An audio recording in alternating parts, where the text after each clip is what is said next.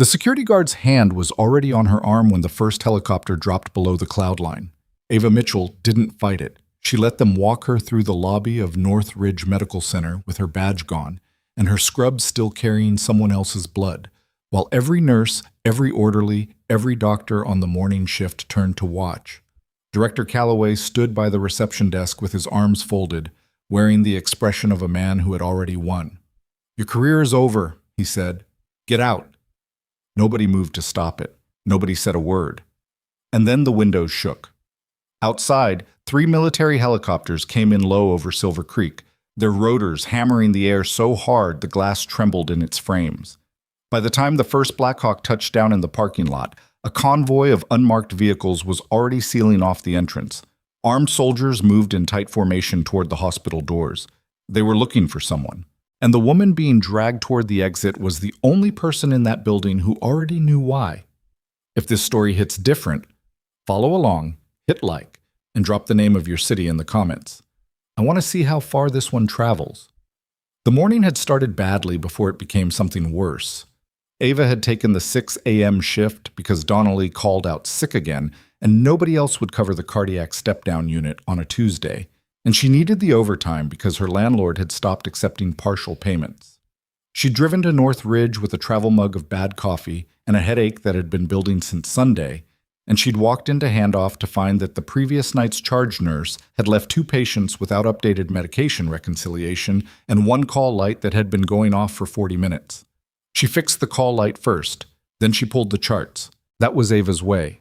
Quiet, methodical, start with what's broken, and work forward. She didn't announce it. She didn't make a scene. She just moved through the unit at the beginning of every shift like someone running a pre-mission check, and most of the staff had stopped noticing it because she'd been doing it for 2 years. Charge nurse Linda Harlow noticed. She just noticed it differently. "Mitchell." Harlow appeared at the nursing station with a clipboard pressed against her chest like a shield. She was 50-ish, compact, with the kind of institutional authority that came from 20 years of outlasting everyone around her. "You're not on the schedule for this unit today. You're covering 4 West. Donnelly's out. Supervisor reassigned me last night." "I wasn't notified." "I can forward you the text." Harlow's jaw tightened. "That's not how reassignments work. You go through me." Ava looked at her for a moment. The kind of look that didn't push back and didn't fold. It just held. "The text came from Supervisor Brandt. I can have her call you if there's a discrepancy." "There's no discrepancy. There's a protocol." Harlow set the clipboard down on the counter with a flat crack. "You document under my supervision on this unit, or you don't document at all. Are we clear?"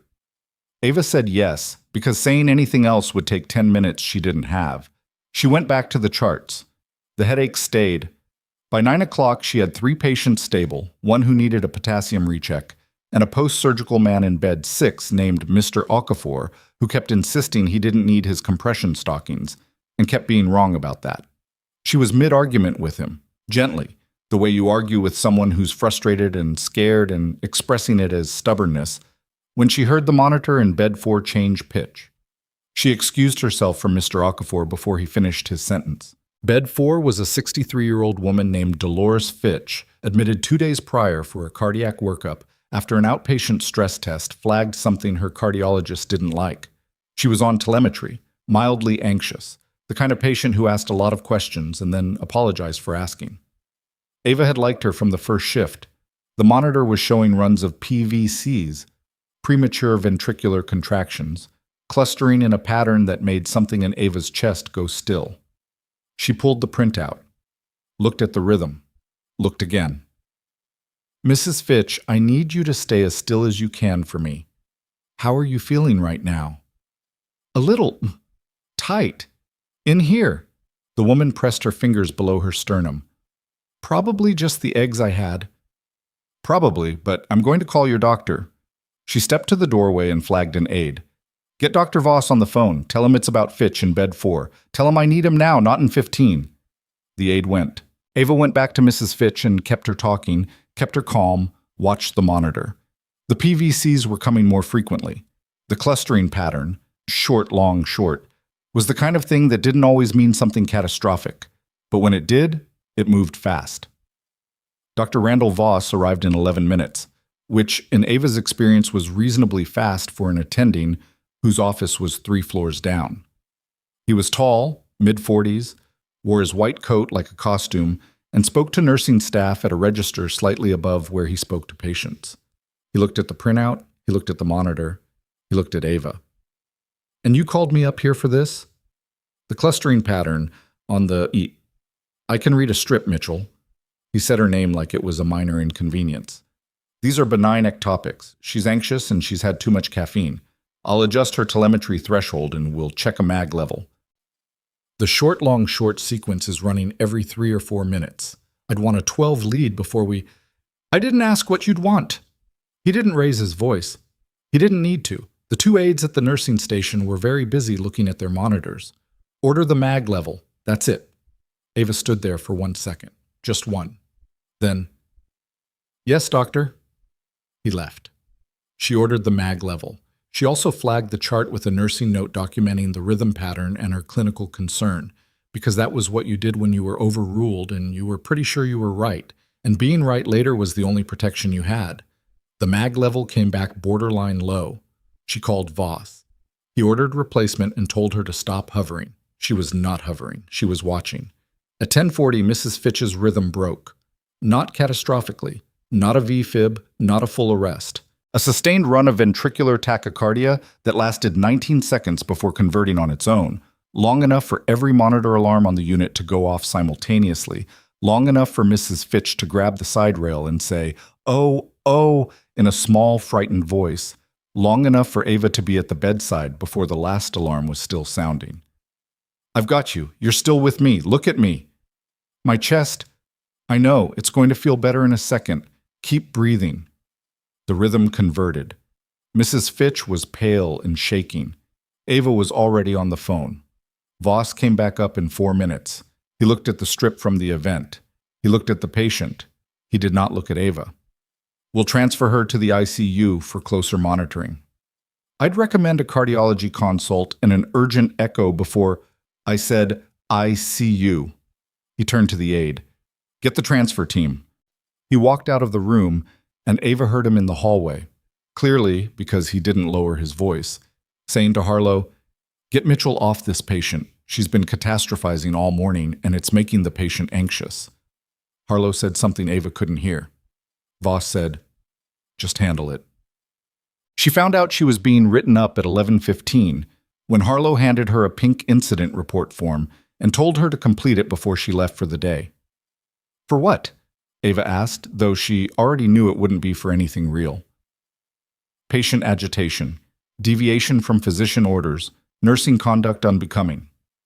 "I followed physician orders, I documented everything, and I'd like to see where you can address it with HR." Harlow's voice was flat, practiced, the voice of someone who'd handed out forms like this before and would again. "You're being reassigned to 4 West for the remainder of the shift. Leave this chart to the transfer team." Ava completed the form. She transferred to 4 West. She kept working because that was the job, and because stopping would mean losing the shift differential she needed for rent, and because there was a particular discipline in continuing when everything in your environment was designed to make you stop. She had learned that discipline somewhere else. She didn't think about it. At 2 in the afternoon, she was called to the director's office. Northridge Medical Center's administrative suite was on the 4th floor, separated from the clinical units by a corridor that always smelled faintly of new carpet and printer toner. The director's office had a view of the Silver Creek downtown, a small skyline that looked more impressive than it was.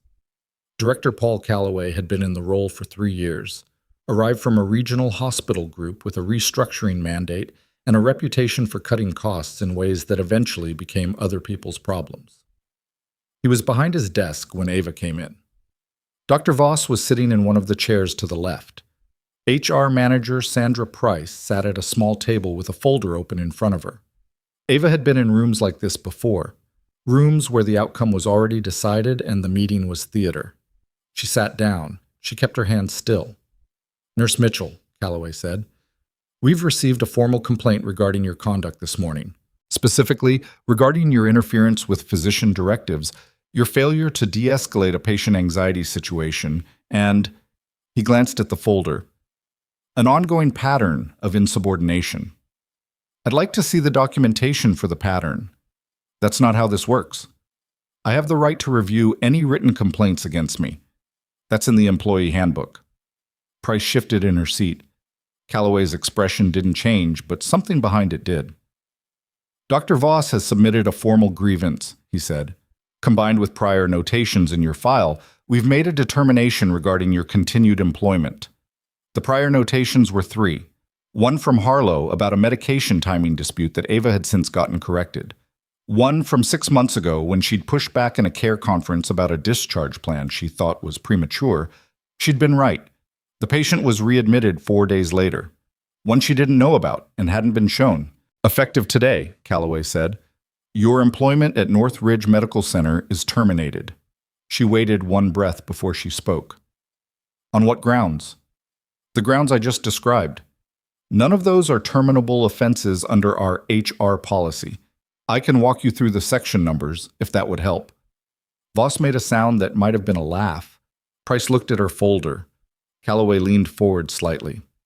The grounds don't need to satisfy your interpretation of policy, Mitchell. They need to satisfy ours. You've been a disruption on this unit since the day you arrived. You second-guess physicians, you create anxiety in patients, and you don't know your place in the hierarchy of this hospital. There it was, the real sentence, dressed up in the earlier ones. My place, Ava said. I need your badge before you leave this office. She unclipped it from her scrub top and set it on the desk. Not dropped, set. Then she stood up, because there was nothing left to do in that room. Calloway said, Security will escort you out. They sent 2 of them. Big guys, not unkind, just doing their job, walking slightly behind her and slightly to each side, the way that made it unmistakable what was happening while technically not touching her until she didn't move fast enough near the elevator. The elevator doors opened on the ground floor and the lobby spread out in front of her. Wide, high-ceilinged, the main entrance of a hospital that served 60,000 people a year in a mid-sized city that didn't have much else. Morning visiting hours were underway. There were families with coffee cups and get-well balloons. There were outpatients checking in at the desk. There were nurses and techs crossing between units. All of them saw. That was the thing about a termination escort that nobody who hadn't experienced it quite understood. It wasn't the losing of the job. It was the theater of the exit, the performance of your disgrace, staged in the one space where everyone who knew you would see it, designed to teach a lesson not just to you, but to everyone watching. Don't push back. Don't make trouble. Know your place. Ava walked through the lobby with her back straight and her face arranged into something neutral, which took effort she didn't show, and she watched people she'd worked with for 2 years find reasons to look somewhere else. Terrence at the patient transport desk. Julio from respiratory, who she'd once spent an hour with helping him chart a complex case. A cluster of student nurses from the university program she'd volunteered to mentor. All of them looked away. Almost all. Near the corridor to the break room, a small figure peeled off from the wall. Priya Suresh, an aide who'd been on the cardiac unit for 3 years and who had the quality of someone who noticed everything and commented on very little. She stepped into Ava's path just long enough to press something into her hand, folded, small, and then stepped back without making eye contact with the security guards. Get some rest, Priya said. That was all. Ava closed her fingers around whatever it was and kept walking. The automatic doors opened. The outside air hit her. March in Silver Creek, still cold, the kind of damp that got into your joints. She was in the parking lot and the security guards stopped at the entrance, their job done, the border of the hospital marked and enforced. She walked to her car.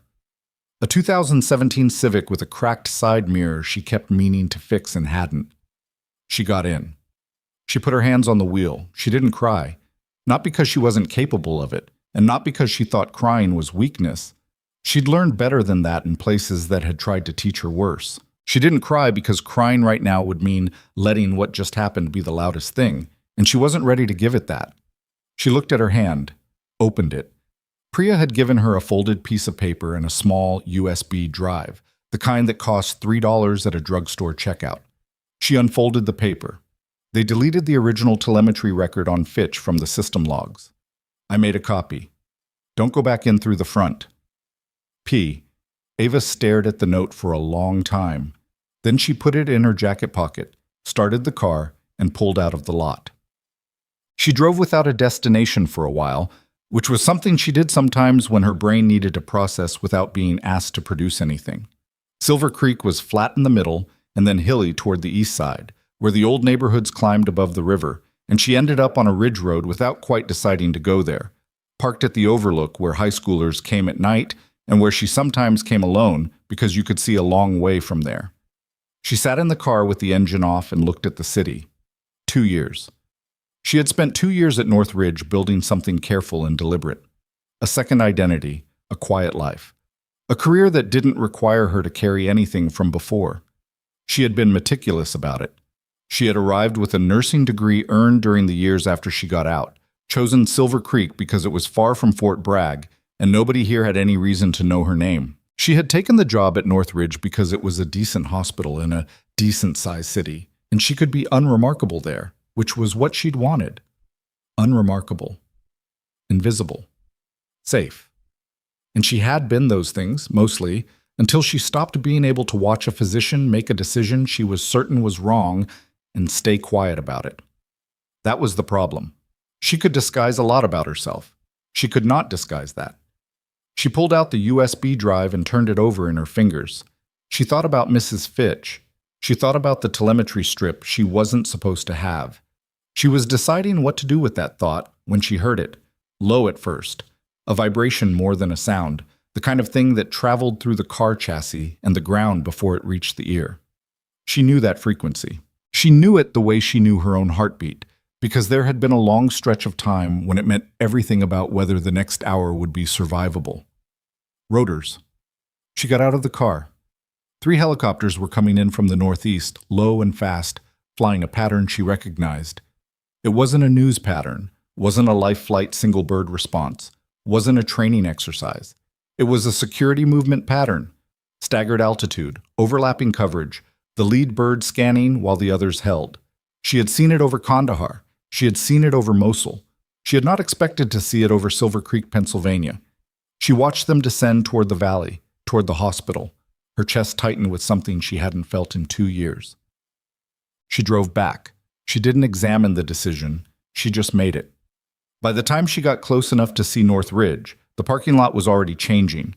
2 black SUVs were positioned at the main entrance. 3 more were staged at the side entrance near the emergency bay.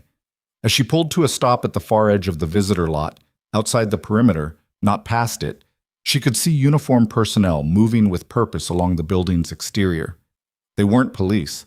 The bearing was different. The equipment was different. She counted the vehicle configurations. She watched the formation. Inside the hospital, she could see through the lobby glass, distantly, imperfectly, that something had changed. The normal flow of foot traffic was stopped.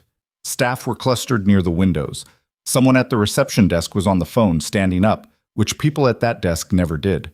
Then the ambulance pulled in. No lights. No siren. That was the second thing that was wrong. Emergency vehicles in true high-priority situations often ran quiet on approach when they had escort, when drawing attention was a liability rather than an asset. The escort in this case was a 3rd black SUV, and the ambulance bay doors opened before the vehicle fully stopped, and the team that came out moved with the kind of practiced coordination that hospital emergency staff achieved only after years and that military medical teams achieved through a different kind of repetition entirely. Ava's hands tightened on the steering wheel. She couldn't see the patient from this distance. She could see the controlled urgency of the movement, the way the team flowing out of the ambulance was arranged not around the stretcher, but around something on the stretcher, a protective geometry she recognized. High-value transport, deteriorating condition. The vehicles and the personnel count told her the latter. If the patient were stable, they wouldn't be moving this fast. She reached into her bag without looking and found the notepad she carried for exactly no professional reason anymore. And she wrote down what she was observing, because old habits of situational documentation didn't die just because the situation changed. She was on her 3rd line of notes when her phone rang. She didn't recognize the number, Silver Creek area code, but not a contact. She answered. "Is this Ava Mitchell?" The voice was male, clipped, professional. "Who's asking?" This is Master Sergeant Dale Pruitt, assigned to the protection detail for Deputy Secretary Warren Hollis. I need to know if you're Ava Mitchell, formerly Staff Sergeant Mitchell, 75th Combat Support Hospital, 2 tours, evacuated out of Bagram in 2019. Ava was very still. Where are you getting this information? She said. Not a question. A statement of the fact that this was a thing she needed to know. I don't have time to explain sourcing. I need an answer. Yes, she said. That's me. Good. She heard background noise, voices, movement, the distinct echo of an institutional interior. We have a critical situation. Deputy Secretary Hollis was transported to Northridge Medical Center approximately 9 minutes ago with a suspected traumatic injury pattern following an incident during transit. He's currently being assessed by the on-call team, but the attending physicians are, a pause, brief, not converging on a diagnosis. We have a medical liaison officer who reviewed the injury presentation and flagged your name from a 2018 AAR. Ava knew what a 2018 AAR was. She knew which one he meant without being told, because there was only one from that year she'd contributed to that would have a flag like this attached to it. What's the presentation? She asked. High mechanism blunt force, probable internal. They're calling it blunt abdominal trauma and prepping for a standard approach. Our liaison says the injury pattern doesn't fit that read. She closed her eyes for 2 seconds. Opened them. Delayed splenic rupture with a secondary tension pattern? Silence on the line, then, that's what he flagged. And the attendings are missing it because the initial vitals were deceivingly compensated. That is the current situation, yes. She looked at the hospital building. She thought about the badge she'd set on Calloway's desk 4 hours ago. She thought about the security guards who'd walked her out. She thought about Voss's voice in the hallway, carrying deliberately, and the way Harlow had handed her that pink form with the careful look of someone who'd been asked to do it and had decided it wasn't her problem. I was terminated this morning, she said. I'm not authorized to practice in that facility. With respect, Sergeant, I'm not calling you as a nurse. A beat.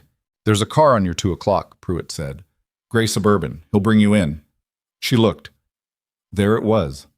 60 yards to her right, parked in a visitor spot. A gray Suburban with a man in civilian clothes standing beside it, already looking at her. She thought about Warren Hollis. She didn't know him personally. She knew his name from the kind of briefings that reached enlisted medics in the form of redacted summaries. She knew what he represented in terms of the decisions that determined whether people like her got deployed to the places she'd been deployed to, which was a complicated thing to know about a dying man. She thought about the specific injury pattern Pruitt had described. She thought about the compensated shock presentation, the way a body could look almost stable while the damage compounded in the background, the way attending physicians trained in civilian trauma would default to the most obvious explanation, because the less obvious one required a reference point most of them had never had.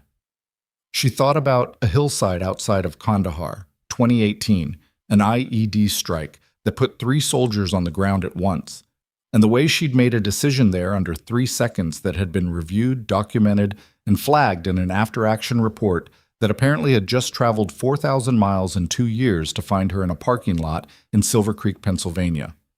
She thought about all of that. Then she got out of the car. The man from the Suburban didn't say much, which she respected.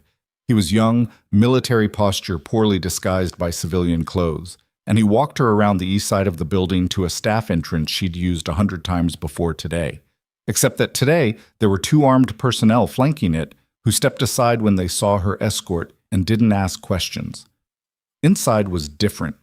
The hospital was the same building she'd left 4 hours ago, but the atmosphere had compressed. Staff moved in tighter groups. Voices were lower. The overhead paging system had gone quiet in the way it did when someone administratively superior to the on-call administrator had asked it to. She passed 2 nurses she knew, and neither of them looked at her with the particular blankness of looking away. They just looked, and their expressions were unreadable, which was its own kind of information. Pruitt found her at the junction to the critical care corridor. He was maybe 40, compact and economical in his movements, with the kind of face that had been outdoors in harsh conditions enough times to carry it permanently. He extended a hand. Mitchell. Pruitt. She shook it. What are we looking at? Hollis came in with pressure in the low 90s, heart rate 110, alert and irritable. Vitals started to normalize over the first 20 minutes. The attending called for imaging, ran a fast, looked clean. They were moving toward observation and pain management when the liaison flagged the pattern. How long ago did the injury occur? 90 minutes prior to arrival, maybe 100. She did the math. The compensated window for the injury pattern she suspected ran 60 to 90 minutes before decompensation in a patient without prior cardiac history, maybe longer in someone fit and high-functioning. Then the cliff. Where is he now? Bay 3. They've got him on a monitor. Attending is Weston, surgical. He's... Pruitt paused. He's confident. The way he said confident told her everything. Take me there, she said. They moved down the corridor. She registered peripherally that they passed Harlow's nursing station, registered it the way you registered a landmark, without assignment of significance, though she was aware that Harlow saw her and that the scene produced a visible interruption in whatever Harlow had been doing. Bay 3 had a half-drawn curtain. Through the gap she could see monitors, a surgical team in partial prep, and Dr. Carl Weston. She'd heard of him, never worked directly with him, general surgery attending with a reputation for decisive action and a corresponding reputation for decisiveness that occasionally outpaced information. He was speaking when she came in. He didn't stop immediately. Going to scope it, get a clean look, and if the source is what I think it is, we'll have him in the OR within the hour. Dr. Weston. Pruitt's voice was not loud, but it occupied the room. This is Ava Mitchell. She's been requested by the protection detail. Weston looked at her. He registered the scrubs. She was still in her scrubs, her name tag hole empty where the badge had been. And then he looked at Pruitt and the two soldiers who'd followed them in. I'm not aware of any consultation request. It's not a consultation, Pruitt said. It's a personnel request from the protection detail. This is my patient in my... On the monitor, something changed. Ava was already at the bedside before Weston finished the sentence. Warren Hollis was 61, gray-haired, barrel-chested, in the way of a man who'd been athletic young and kept the frame, if not entirely the condition. His color had been shifting in the last 30 seconds. She could see it in the monitors and in his skin, the subtle draining of compensatory capacity that preceded collapse. She put her hand on his wrist. His pulse was there, was still there, but it had changed quality. Mr. Hollis, she said, I need you to tell me where the pain is right now, not where it was, right now. He looked at her. His eyes were sharp. She'd heard he was sharp, and that was its own reassurance, because sharp patients gave you information. Left shoulder, he said. His voice was strained. Started maybe 5 minutes ago. Nobody asked. Left shoulder, CARES sign, referred pain from diaphragmatic irritation by blood pooling in the peritoneal cavity. She looked at the monitor, looked at Weston. He's decompensating, she said. You have minutes, maybe less. This is a delayed splenic rupture with hemorrhage into the peritoneal cavity. The fast missed it because the initial bleed was slow and the scan was done in the first compensated window. He needs the OR right now, not in an hour. Weston stared at her. Who are you? Someone who's seen this before. She turned to the nearest nurse. Get the OR team on immediate standby. Type and cross if it hasn't been done. And I need a repeat BP, both arms, right now. She doesn't have privileges in this hospital, Weston said, addressing the room. No. Pruitt stepped forward. She doesn't. That's your decision to make, doctor, and I'd suggest you make it in the next 30 seconds. The monitor alarm went off. Hollis's blood pressure dropped 12 points in one reading. His eyes went to Ava. Not to Weston, not to the soldiers. To her. You're sure, he said. Not a question. A man doing his own assessment of someone who was giving him one. She met his eyes. Yes. Weston was already moving, tits. She gave him that. He was fast when the choice became obvious. Barking at his team, reaching for his phone, the OR call going out in pieces, even as the room began to reorganize itself around the emergency it had just officially become. And in the middle of that organized chaos, with the monitor still alarming and the team moving, and Pruitt on his radio and the soldiers creating a perimeter she wasn't part of, Ava Mitchell stood at the bedside of a man she hadn't known 40 minutes ago and felt the particular calm that came over her in these moments. The calm that had no other context in her life except this one, that she had tried to leave behind and apparently had not, that lived in her hands and her eyes and the specific part of her brain that had been trained in conditions most of the people in this room couldn't imagine. Down the corridor, she heard the automatic doors to the main lobby open, and then she heard boots. Not the soft-soled movement of hospital staff or the click of dress shoes or the irregular rhythm of visitors. The specific cadence of military boots moving in formation, more of them than she'd seen in the parking lot, and a voice she didn't recognize from here but whose register and authority she recognized the way she'd recognize a language she'd been fluent in. The voice was asking for her name, asking everyone in the lobby, clearly, loudly, with the particular tone that meant this wasn't a question being asked in hopes of an answer. It was a statement being broadcast, a signal being sent, an arrival that was also a declaration. And the declaration was, "We're here. We know who she is, and we know what you did." The boots came first, and then the voices, and then the lobby of Northridge Medical Center stopped being a hospital lobby in any functional sense and became something else entirely. Ava heard it from Bay 3, the formation entering through the main doors, the way the ambient sound of the building shifted when a large number of people moved into a space with purpose. She didn't turn away from Hollis. She didn't move. She stayed where she was while Weston's team prepped the transport and the monitor ticked through its alarming cycle. And she listened to the lobby the way she'd learned to listen to environments, not for specific sounds, but for what the totality of the sound meant. What it meant right now was that whoever had just walked into Northridge had not come to negotiate. Pruitt's radio crackled. He stepped back from the bedside and spoke into it quietly, and she caught fragments. Confirmed, yes, Bay 3, stand by. His face when he turned back was composed in the way of someone receiving information that was significant but not surprising. "They're asking for you in the lobby," he said. "I'm in the middle of something." "They know. They'll wait." Weston's team was moving Hollis onto the transport gurney, the OR nurse rattling off the handoff checklist in the clipped shorthand that came with genuine emergency. Hollis himself was pale, his pressure trending down, but his eyes were still tracking. He caught Ava's gaze as they began to wheel him out. "You're coming?" he asked. "I can't go into the OR." She said it plainly, without apology. "I'm not authorized, but Dr. Weston knows what he's looking at now. You'll be okay." Weston, moving beside the gurney, didn't respond to that.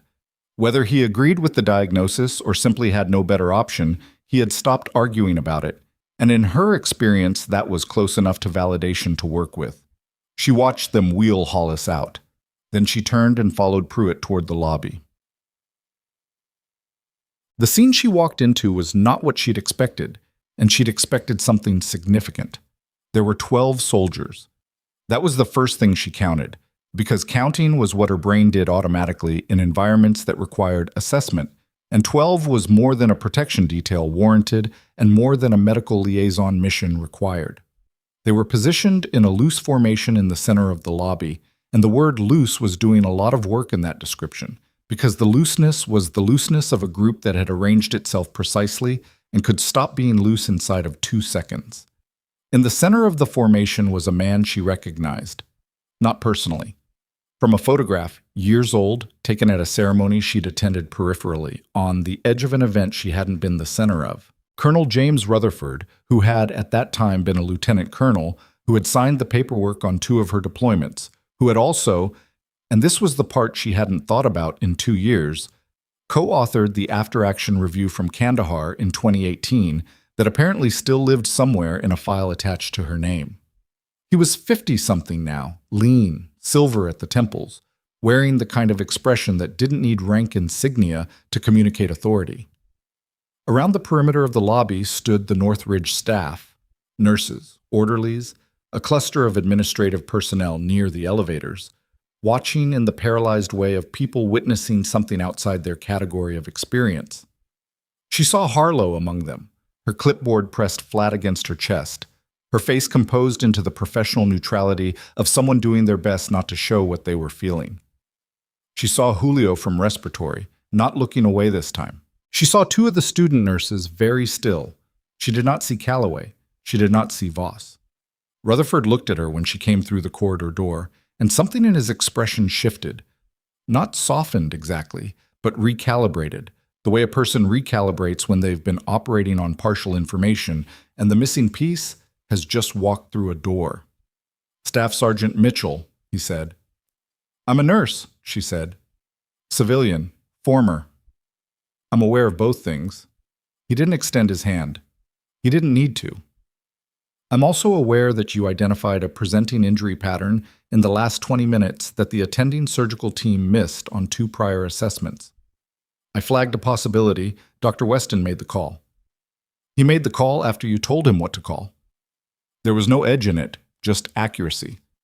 "That's what I'm aware of." A beat. She waited. "I was told you were terminated this morning," he said. "I was, before you identified the injury pattern. About 4 hours before." He looked at her for a long moment. Behind him, the 12 soldiers were motionless in the way that motionless people were motionless when they were very much paying attention.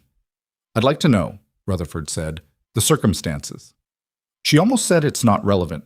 She almost said what's relevant is that your deputy secretary is on his way to surgery and should be fine. She almost deflected it entirely because that was the reflex. Keep the focus on the mission, minimize the personal component, do the job and don't make it about yourself. Instead, she said, "That's a long conversation." "I have time." "I don't know if I do." She looked at the lobby around her. "This building terminated my access this morning. I'm not sure I'm legally supposed to be standing here." Rutherford turned slightly to look at the assembled staff. The collective gaze of 12 soldiers followed his. "Is there a member of hospital administration present?" he asked, at the room in general, at a volume that didn't require any particular effort to carry. Silence for 2 seconds. Then the elevator opened and Paul Calloway walked out, and Ava understood that he'd been notified and had taken the elevator rather than the stairs, which told her something about what he'd been doing in the interval. Composing himself, preparing a position.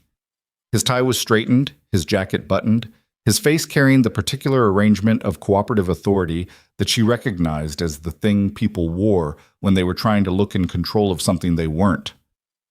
"Colonel," Calloway said, extending a hand. "Paul Calloway, hospital director. We weren't notified of this visit." "No," Rutherford said, not taking the hand. "You weren't. Is there a space where we can speak privately? Administration offices, conference room, something adequate." "Of course. My office is on the 4th. Somewhere on this floor. We'll want the conversation accessible." Calloway's expression tightened fractionally. He gestured toward the administrative conference room off the main lobby, the one used for quarterly board meetings and press communications. It had glass walls on one side and a long table and chairs that nobody had sat in comfortably since the furniture had been chosen for aesthetics over function. "That'll work," Rutherford said. He looked at Ava. "I'd like you in that room. My presence might complicate—" "Your presence is the point. Not harsh, just final." She went. Mbati. The room filled with more people than it was designed for, comfortably. Rutherford and 2 of his officers at one end of the table, Calloway and, appearing from somewhere, Sandra Price from HR at the other. Ava in the middle because there was no natural side for her, which was its own kind of statement. Harlow appeared in the doorway and Rutherford's aide said, "Come in or don't." And she came in and stood against the glass wall. Rutherford set a tablet on the table. He didn't open it yet. Deputy Secretary Hollis was in Silver Creek for a meeting related to a federal infrastructure grant that this region is in the process of receiving, Rutherford said. "That's public information. The nature of the incident that led to his injury is not public information and won't become so. So I'll ask that what I'm about to say stays in this room." Everyone nodded. Ava watched Calloway nod with the micro-expression of someone who was thinking very hard about something adjacent to what was being said. During transit, the vehicle carrying the deputy secretary was involved in an incident. He sustained injury that was initially assessed as moderate blunt trauma. His security team made the determination to transport to the nearest qualified facility. Rutherford looked at the table surface for a moment, then up. That facility is this one. His condition on arrival appeared to have stabilized, which turned out to be clinically misleading. Calloway said, "Our team provided immediate and appropriate. Your team missed a delayed hemorrhage that a nurse you fired this morning identified correctly." Rutherford's voice didn't change temperature. "Let me be direct, Director, because I don't have the patience for the alternate version of this conversation. Deputy Secretary Hollis is currently in surgery for a condition your attending physician failed to identify. He is in surgery because this woman," he looked at Ava, "recognized an injury pattern that your staff couldn't, and she did it from a parking lot after being walked out of your building by security." The glass wall behind Harlow reflected the lobby beyond. Ava could see in that reflection that the lobby staff had not dispersed. They were still there, most of them, clustered in the visible range of the conference room's glass side.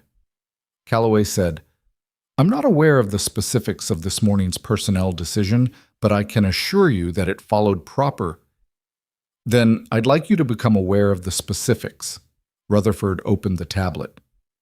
"Because I've spent the last 2 hours on the phone with people who are aware of the specifics, and what they've told me is inconsistent with the word proper in any sense I recognize." Price made a small movement beside Calloway. The kind of movement that was almost invisible and was exactly the kind of thing Ava noticed. "Nurse Mitchell," Rutherford said, "I'm going to ask you some questions, and I'd like you to answer them as plainly as you can." Ava looked at him. "All right." "You were terminated today on grounds of patient agitation, deviation from physician orders, and insubordination." "That's what I was told." "Do those grounds accurately describe what occurred this morning?" She thought about how to answer that, not because she was uncertain of the truth, but because accuracy required more than a yes or no. "I made a clinical observation about a patient's telemetry pattern that differed from the attending physician's assessment. I documented my concern in the chart and raised it verbally once. The patient subsequently experienced a sustained ventricular tachycardia event consistent with the concern I'd raised." "Doctor, Voss submitted a formal complaint and I was called to the director's office and terminated." She paused. "My clinical conduct was within nursing scope. My documentation was appropriate. I didn't deviate from any physician order. I fulfilled them and additionally documented my clinical concern, which is standard practice." Rutherford looked at Calloway. "Director, there's a formal complaint on file from a physician you apparently support over a nurse you apparently don't." He looked back at the tablet. "I'm looking at your facility's HR record for Nurse Mitchell. I'm looking at a pattern of," he scrolled, "3 documented complaints in 2 years. I'm also looking at a series of nursing assessment notes across that same period, patient outcome correlations that the quality department apparently hasn't reviewed in aggregate. We had people do that review in the last 90 minutes. He looked up. "She's been right. More often than your attending physicians would like documented." The room was very quiet. Calloway said nothing. For the first time since entering the room, he said absolutely nothing, and the nothing was loud. Price, to her credit, had the particular stillness of someone who had already understood where this was going and was doing the math on their own position. Ava watched it happen in real time, the slight shift in how Price was oriented relative to Calloway, the marginal increase in distance that wasn't physical but was visible. "I'm going to tell you what happens next," Rutherford said. "I'm going to tell you not as a threat, but because I've found that clarity is more useful than ambiguity." He folded his hands on the table. "There will be an investigation into the circumstances of this morning's termination. That investigation will be conducted by an independent party and will review the full personnel record, the incident complaint, and the clinical record for the relevant patient cases. There will also be a federal inquiry into this facility's handling of the Deputy Secretary's care, which is standard protocol in any situation involving an injury to a protected official." He let that sit. "If those 2 investigations produce findings consistent with what I'm already looking at, the consequences for the individuals responsible for this morning's decision will be significant and professional in nature. That's not a promise. That's a statistical likelihood based on what I'm reading on this screen." Calloway's jaw had set. Price was looking at a point on the table approximately 18 inches from her own hands. At the moment, Rutherford said, my immediate concern is Deputy Secretary Hollis and his recovery. My secondary concern is the woman sitting across this table from you, who identified the condition that is keeping him alive and who was escorted out of this building like a shoplifter before she did it. He looked at Ava directly. Your clearance to practice in this facility hasn't technically been reinstated. That's an administrative process I can't shortcut, but I'd like you to remain on site while the Deputy Secretary is in surgery as a resource for the surgical team if needed. Weston won't want me anywhere near that OR. Weston is doing his job and doing it well, from the update I just received. I'm not asking you to scrub in, I'm asking you to be available. She nodded. Is there anything you need? He asked. And the question was direct in a way that felt unusual in this room, in this building, in this context, asked without performance, without agenda, as a simple operational inquiry. She thought about Priya's note. She thought about the USB drive in her jacket pocket, the copy of the telemetry record that had apparently been deleted from the system. She thought about Mrs. Fitch, who was in the ICU upstairs, and who Ava had not been allowed to follow up on, and whose outcome she didn't know. I need to check on a patient upstairs, she said. Dolores Fitch, cardiac step-down, transferred to ICU this morning. She was the patient at the center of this morning's complaint. Rutherford looked at his aide.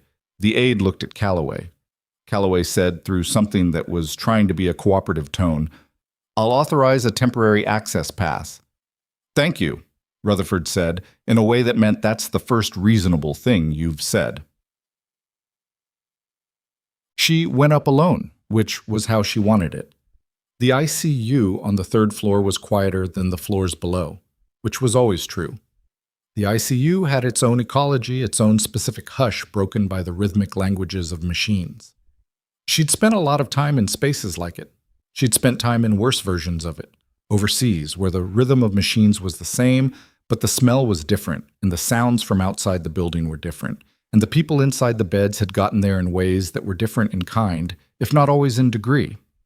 The charge nurse at the ICU station was a man named Torres, who recognized her and had the grace to look uncertain rather than hostile. She explained what Rutherford had authorized. He looked at the temporary pass Calloway's assistant had printed. It still had her name wrong. Mitchell, Ava J, instead of Mitchell, Ava K. But it existed. And he let her through. Dolores Fitch was in Bay 6. She was awake, which was the first good thing. She was awake and tethered to a more sophisticated monitor than she'd had downstairs. And the readout on that monitor was sinus rhythm, regular, appropriately paced. The cardioversion she'd apparently received after the ICU transfer had done what it was supposed to do. She was sitting up slightly. When she saw Ava, something in her face rearranged itself. They said you weren't going to be able to come up, she said. They were right this morning. Things changed. Fitch looked at her with the particular evaluation of a woman who had lived long enough to distinguish between things that changed for good reasons and things that changed for reasons that looked good. What happened? To me or to you? Both. Ava sat in the chair beside the bed. You had a sustained VTAC event this morning after I called for help with your rhythm. You're in the ICU now. The cardioversion worked. Your rhythm looks stable. I know all that. Fitch's eyes were steady. I heard the alarms. I know what happened to me. I'm asking what happened to you. A pause. The aide, the small woman, Priya. She came up after the transfer. She told me you'd been let go. Ava was quiet for a moment. That's accurate. Because of this morning. Because of me. Not because of you. Because of what I said about you, and who didn't want to hear it. Fitch looked at the ceiling briefly. When she looked back, her expression had something iron in it. I want to file a formal complaint against Dr. Voss and against whoever made the decision to... Mrs. Fitch, Ava kept her voice level. There are already people looking into the situation. You don't need to do anything right now except rest and let your heart stabilize. I'm 63, not incapacitated. I know my rights. You do, and they'll be relevant soon. But right now, the most important thing you can do for any of this is recover, Because you're going to need to give a clear account of this morning at some point, and that account is going to matter. Fitch looked at her, assessing. Then, you're not just saying that to calm me down. No. All right. She settled back against the pillow, not entirely convinced, but choosing to accept it. You'll come back. It wasn't a question. Ava recognized that. The way sick people sometimes made declarative statements that were actually requests, because requests felt too vulnerable. Yes, she said. I'll come back. She left Fitch resting and went back into the ICU corridor, and that was where she ran into Dr. Randall Voss. He was coming out of the adjacent bay, chart in hand, and he stopped when he saw her with the particular arrested quality of a person who had not expected to see a thing they'd been responsible for removing. For a moment, neither of them moved. Then he said, "You shouldn't be up here. I have a temporary access pass." "Issued by whom?" "Administration." She kept her voice even. "Authorized by Colonel Rutherford." Something moved across Voss's face that wasn't quite fear and wasn't quite anger. Something in between, the expression of a man who'd understood about 20 minutes ago that the day was going in a direction he hadn't anticipated and was still in the process of figuring out how badly. "That's irregular," he said. "A lot of things this morning were irregular." She looked at him. Not combatively. She was too tired for the energy that would require, and the anger she felt was the quiet kind, the kind that didn't need to be performed. "How's the patient in Bay 5?" she asked, because she'd glanced at the monitor board, and Bay 5 had readings she wanted an explanation for, and old habits. He blinked. "That's not troponin trend or rhythm issue, because from the board it looks like a rhythm issue, but the delta on the enzyme makes me think it might be both." He stared at her. The chart in his hand had gone still. "That's not your patient," he finally said. "No," she agreed. "It's not." She moved past him toward the elevator. "You should probably go back in there." She didn't hear him move immediately. She heard him standing still in the corridor, which was perhaps worse for him. Downstairs, the lobby had transformed again. The military personnel were deployed differently now. Some still inside. Several moved to positions outside the building. The configuration shifting as the surgical update apparently came in. She found Pruitt near the corridor junction, and his posture told her before his words did. "He's out," Pruitt said. "OR team closed him. Weston says the bleed was in the splenic hilum, exactly where your assessment indicated. Lost about 4 units during the procedure. He'll be in recovery for the next hour minimum, ICU for at least 2 days." He paused. Weston sent a message. "What kind?" Pruitt almost smiled. "The kind where a man says he wants to discuss the presentation in detail at the earliest opportunity, which in Weston's language apparently means he's impressed and won't be saying it directly." She absorbed that. "Hollis is going to be all right." "Barring complications, yes." She stood there in the corridor for a moment, in the particular aftermath of an emergency resolved, which had its own texture. Not celebration, not relief exactly, but the specific settling that came when the thing you'd been braced for didn't happen. She'd lived in that feeling before, many times, in different contexts. It never quite normalized. "Mitchell." Rutherford was behind her. He'd come silently from the direction of the conference room, which was apparently something colonels could do. "He's stable," she said. "I know." He fell into step beside her, though they weren't walking anywhere in particular. "I've also had a report from the Federal Oversight Liaison. The investigation into this morning's personnel action is formally opened." She nodded. She wasn't sure what to do with that. "There's something else," he said. He stopped walking. She stopped with him. "When your service record came up in the liaison's review, there were things in it that you may not know have been surfaced at the federal level." She looked at him. "What kind of things?" "The kind that involve an ongoing inquiry." He was choosing his words, and the care of the choosing was its own signal. "I can't give you details in this corridor, but I want you to be aware that the investigation into this hospital is not going to be limited to this morning's termination. It may reach into the decision-making structure of this administration in ways that—" He paused. "In ways that will affect more than your employment status." "You're telling me to prepare for something." I'm telling you that you've stepped into a situation that was already in motion before you walked out of that OR. He met her eyes. Do you understand what I'm saying? She thought about Priya's note. She thought about the USB drive. She thought about the 3 items in her personnel file: the complaint from Harlow, the care conference notation, and the third one she'd never been shown, the one that apparently existed and had been used against her. I have something, she said. A copy of a telemetry record. I was told the original was deleted from the system logs. Rutherford went very still. I have it on a drive, she said. I haven't reviewed it yet, but the person who gave it to me indicated that the deletion was deliberate. He looked at her for 2 full seconds. Where is it? In my jacket. I want that in the hands of the federal liaison within the next 30 minutes. Chain of custody needs to be clean. He glanced toward the conference room where one of his officers was visible through the glass. Don't show it to anyone in this building first. No one. Do you understand? She did. She understood it in the way that the request was about more than evidence protocol. It was about the boundary between who could be trusted in this building and who couldn't, and that boundary was being drawn very carefully, and the drawing of it told her something about how bad the thing underneath was. I understand, she said. He nodded. He moved toward the conference room. She stood in the corridor with the USB drive in her pocket, and the weight of whatever was on it pressing against her in a way that had nothing to do with its physical weight, which was barely there. The federal liaison was a woman named Desjardins, 40-ish, gray blazer, the kind of face that had been professionally neutral for so long, the neutrality had become its resting state.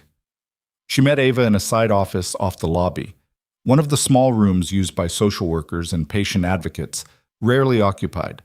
She had a laptop open and a chain of custody form already on the table, which meant she had been expecting something like this before Rutherford had even told her to expect it. Ava handed over the drive. She gave her account of how it had come into her possession. She answered the questions Desjardins asked, which were specific, detailed, and asked in the sequence of someone who already had a structure built and was placing information into it. The employee who gave you this, Desjardins said. Priya Suresh. Yes. She's still on shift? She was when I came in. I don't know if she's been approached. Desjardins made a note. We'll need her account. I'll handle that contact. She looked up from her laptop. You should know that the drive isn't the only piece of evidence in play. The quality review Colonel Rutherford mentioned, that was done on short notice, but it produced a preliminary finding that we'll be acting on. She closed the laptop. I can't tell you the content of that finding at this stage. But it's consistent with what I've been saying. Desjardins looked at her with something that was almost wry. It's consistent with a pattern I've seen before in facilities under administrative pressure to control outcomes and manage liability. She stood. That's all I can say. Ava stood as well. What happens now? Now you wait? That's the hard part, I know, but the process needs to move at its own pace. She picked up the chain of custody form. You should also know that a decision regarding your temporary access to this facility will need to be made in the next few hours. Given the circumstances, I don't think you'll be asked to leave. But that decision sits with administration, not with me or with Colonel Rutherford, and administration is currently, she chose the word, recalibrating. Recalibrating. That was a way to put it. Ava found an empty chair in the family waiting area off the lobby, one of those beige carpeted rooms with stacking chairs and a television on a high mount, cycling through a local news broadcast with the sound muted. She sat down because her legs were telling her she'd been standing most of the last several hours, and there was nothing more she could do right now that required standing.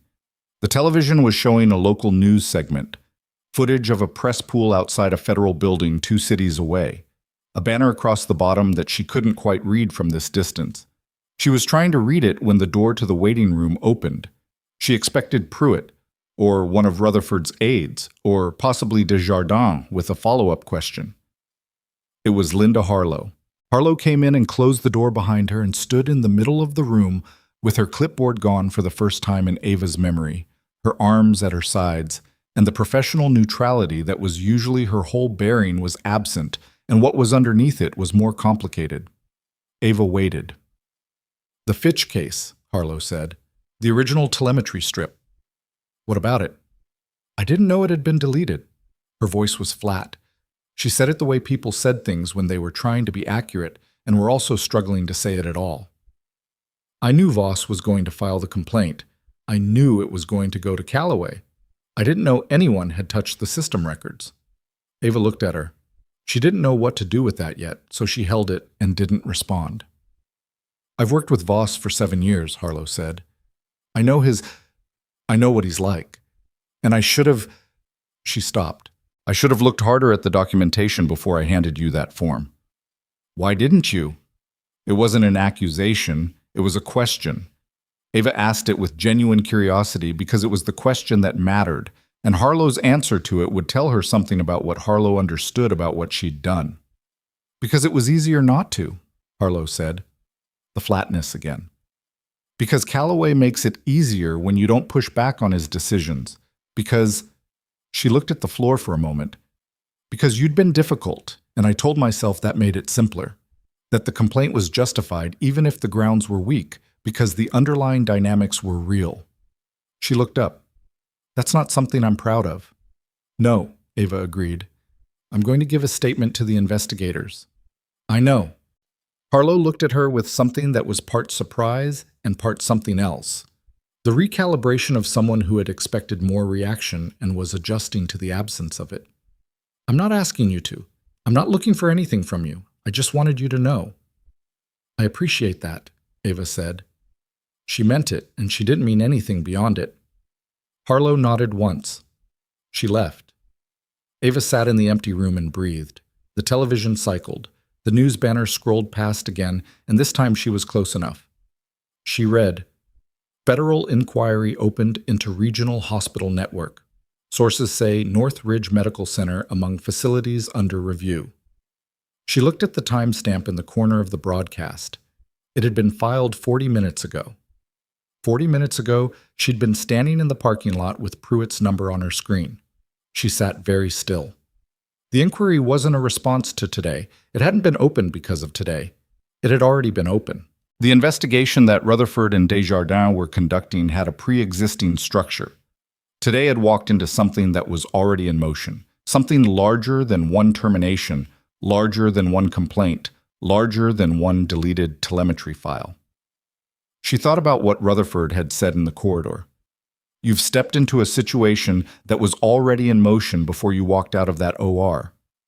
She thought about the third notation in her personnel file, the one she'd never been shown, the one that had been used against her today but that she hadn't been aware of, had never been shown, had never been asked to respond to, had simply appeared in Callaway's summary of the grounds for her termination. She thought about why someone would put a notation in a personnel file without telling the subject of it. She thought about the circumstances under which that would be useful. She thought about the kind of person who planned ahead for the moment they might need to remove someone and made sure the paperwork existed to justify it. She thought about what she might have seen, or documented, or said in a care conference, or noted in a chart, without knowing it was significant, that would make her removal useful to someone who is managing a situation larger than one physician's complaint.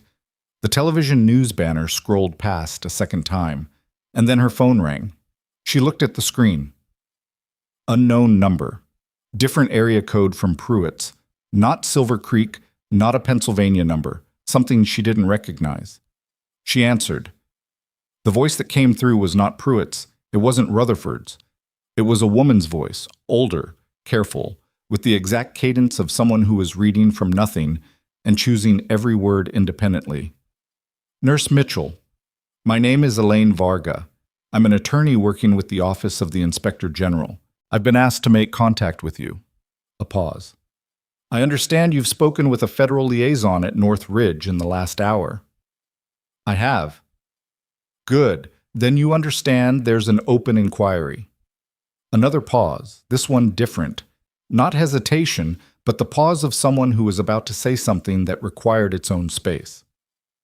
I need you to understand that the inquiry is broader than what the liaison has indicated to you, and I need to ask you something that may be uncomfortable. Ava looked at the television, at the scrolling banner. Ask, she said. We have a record Of a notation in your personnel file that was added 3 months ago, Varga said. It references a specific incident in the oncology unit, a care conference where you flagged a discrepancy in a patient's treatment documentation. The notation frames it as an insubordination incident, but our review of the conference record suggests it was something else. Ava went still. She remembered the care conference. She remembered the discrepancy, a patient's chemotherapy dosage record that didn't match the pharmacy dispensing log, a gap of 11 days during which the documented dosage and the actual dispensing didn't align. She'd raised it. She'd been told it was a billing error, a transcription issue, that it had been corrected. She had documented her concern, as she documented everything, and then she had moved forward because moving forward was the job. She had not known it had been annotated in her file. She had not known it had not been corrected. "Tell me what you found," she said. Varga said, "Ms. Mitchell, the discrepancy you flagged 3 months ago was not a billing error. It was the surface presentation of a pattern of systematic overcharging that has been occurring in this facility for at least 18 months. The investigation is currently reviewing records across 47 patients." She let that number breathe. "You were the only clinical staff member who noticed and formally documented it, which is why your removal from this facility today," a pause, "was not a coincidence. The waiting room was very quiet." "You were targeted," Varga said. "We believe the termination was arranged specifically to remove you before you encountered further evidence." She paused again.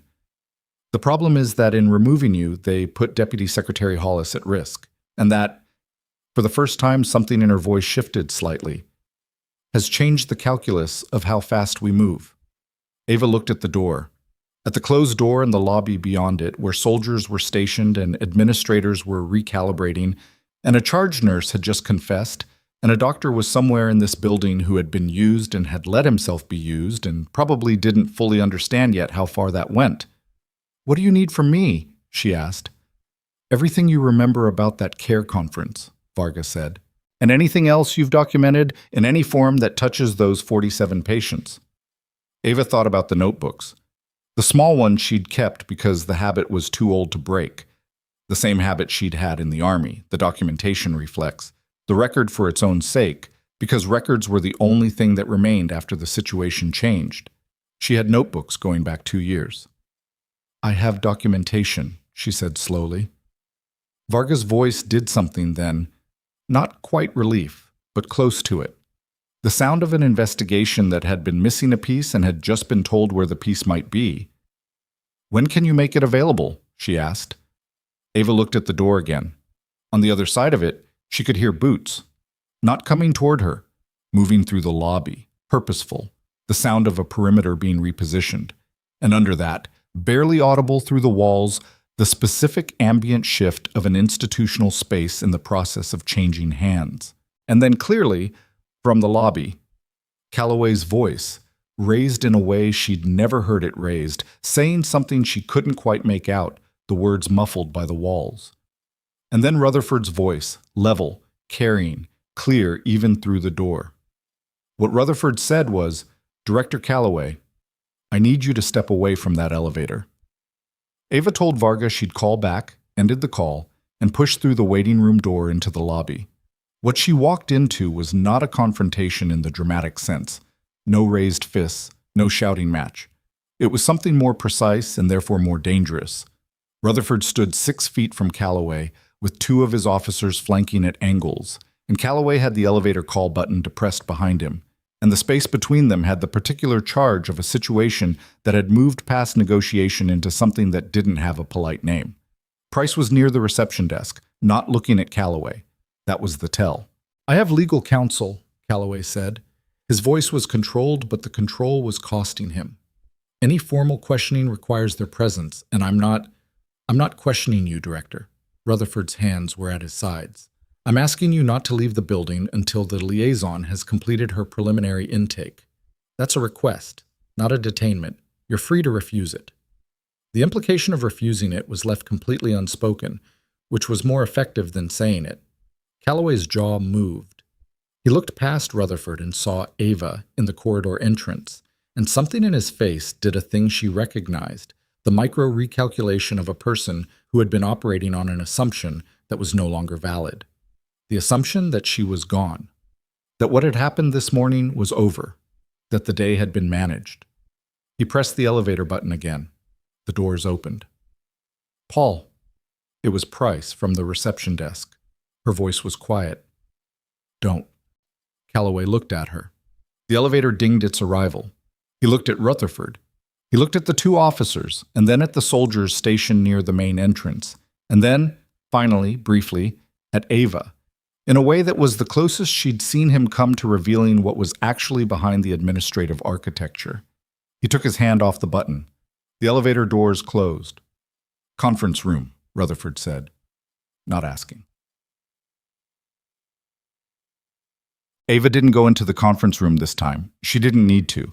She went to the family waiting area adjacent to the surgical wing, and she called Varga back, and she spent 22 minutes on the phone doing what Varga had asked, walking through the care conference, the specific discrepancy, the pharmacy log gap, the sequence of what she'd said and what she'd been told, and how she'd documented it. Varga listened the way trained investigators listened, without commentary, with occasional precise questions, recording every detail into a structure Ava couldn't see but could sense being built.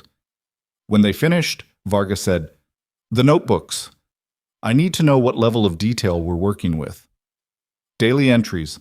Patient adjacent. No PHI by name. I anonymized by bed number and date.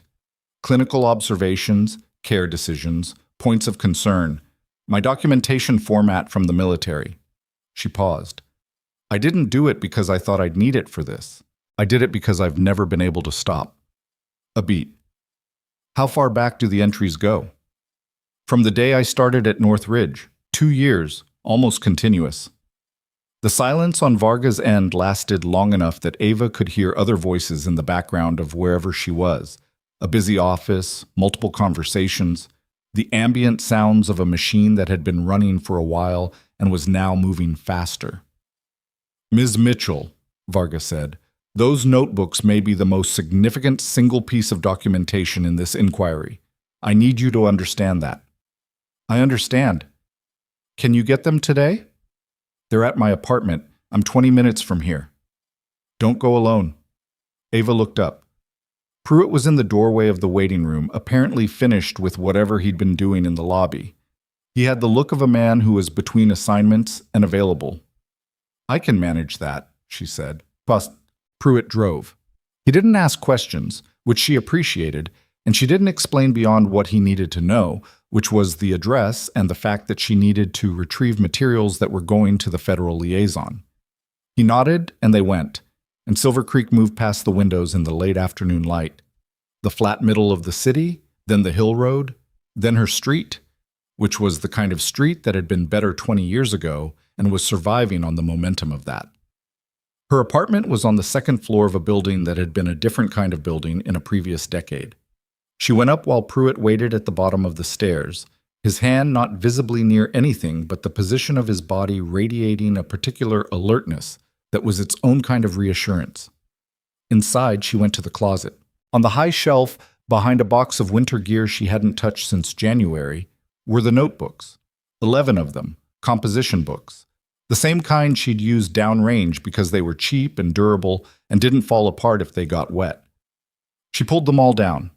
She put them in the bag she used for overnight shifts, the large one, and she did a quick scan of the apartment with the specific eye of someone checking that nothing else was relevant. On the kitchen counter was her laptop, and on the laptop was 2 years of saved nursing literature and course notes and nothing of clinical significance. But also, in the downloads folder, time-stamped 4 months ago, a PDF she'd saved from the hospital's internal quality portal during a period when she'd had portal access for a continuing education module. She stood in front of the laptop. The PDF was a quality audit summary, routine document, the kind that got uploaded to the portal and that most staff never opened. She'd opened it because she'd been waiting for a module to load and clicked the wrong thing, and she'd skimmed it and thought it was unremarkable. And then she'd saved it for reasons she hadn't fully examined at the time. She opened it now. She read it with the eyes of someone who had spent the last 3 hours having a framework built for her, and what had seemed unremarkable 4 months ago was not unremarkable anymore. The audit summary was for the oncology unit. The period it covered included the 11-day gap in the pharmacy records she'd flagged in the care conference. The summary noted the gap. It categorized it as a reconciliation discrepancy. It was signed off by 2 administrators. One of them was Paul Calloway. She stood in her kitchen for a long moment. Then she took the laptop. Back at North Ridge, the building had changed again in the way it kept changing. Each time she entered, something had shifted in the internal weather, the way the staff moved, the particular arrangement of presences and absences that told you something about power if you knew how to read it. Calloway was not visible in the lobby. Neither was Price. Desjardins was. She was at the reception desk with a second person Ava didn't recognize, both of them with laptops open, and when she saw Ava come in with the bag and the laptop, she stood up and said, "Good. Come here." Ava came. She put the bag on the desk and explained the notebooks. She explained the laptop. She pulled up the PDF and showed Desjardins the signatory at the bottom of the audit summary. Desjardins looked at it. She looked at it for a while without speaking. Then she turned to the person beside her and said something in a low voice, and that person picked up a phone. "When was this accessed?" Desjardins asked. 4 months ago, time-stamped. I can show you the download history. I'll need the full chain." Desjardins was already reaching for her chain of custody form. This is significant, Ms. Mitchell. You understand what you're looking at here." "Calloway knew about the discrepancy before I flagged it in the care conference," Ava said. "His signature is on the audit that documented it. He signed off on categorizing it as a reconciliation error and closing it." "Yes. Which means when I raised it formally, he knew exactly what I'd found. And he knew I'd documented it." "Yes." Desjardins met her eyes. "And 3 months later, a notation appeared in your personnel file." The sequence was complete. The notation, the one she'd never been shown, the one Calloway had cited this morning, hadn't been created because of any conduct issue. It had been created as a preemptive instrument. Insurance.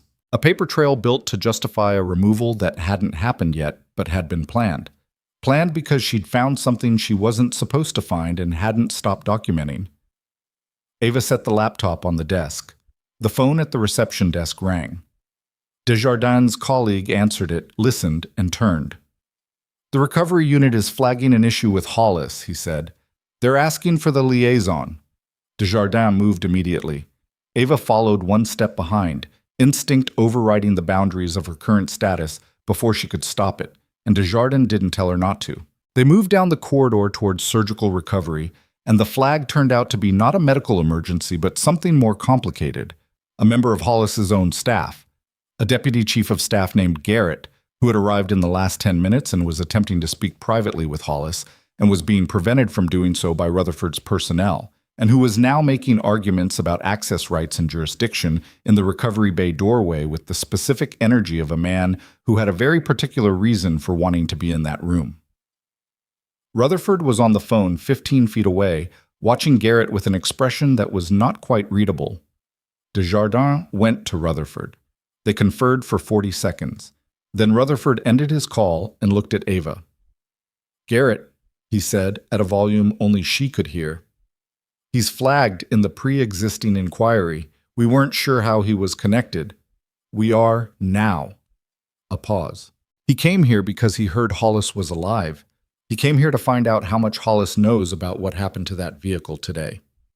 Ava looked at Garrett in the recovery bay doorway.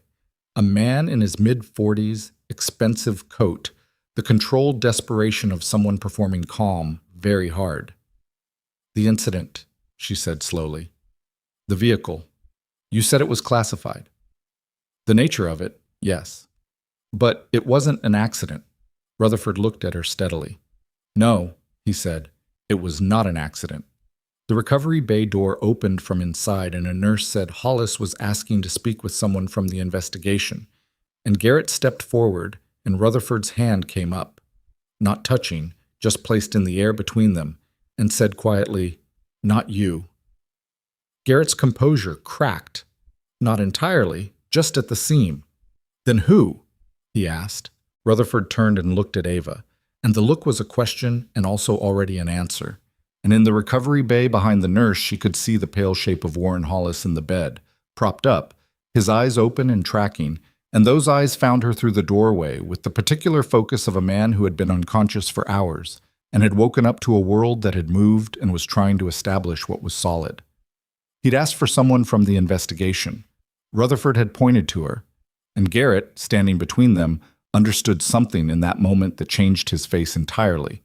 Because if Hollis was awake, and if Hollis was talking, then whatever Garrett had come here to prevent had already happened, or was about to. His hand went to his jacket pocket. Rutherford moved first. Not fast.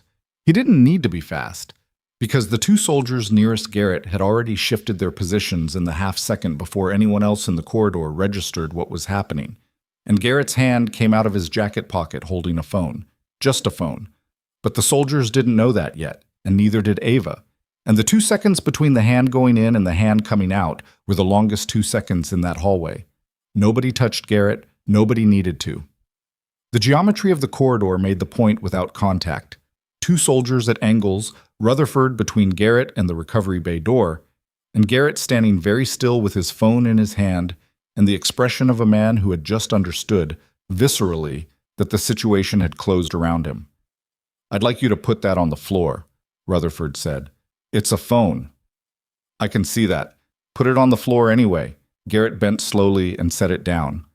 One of the soldiers picked it up. Desjardins was beside Rutherford now.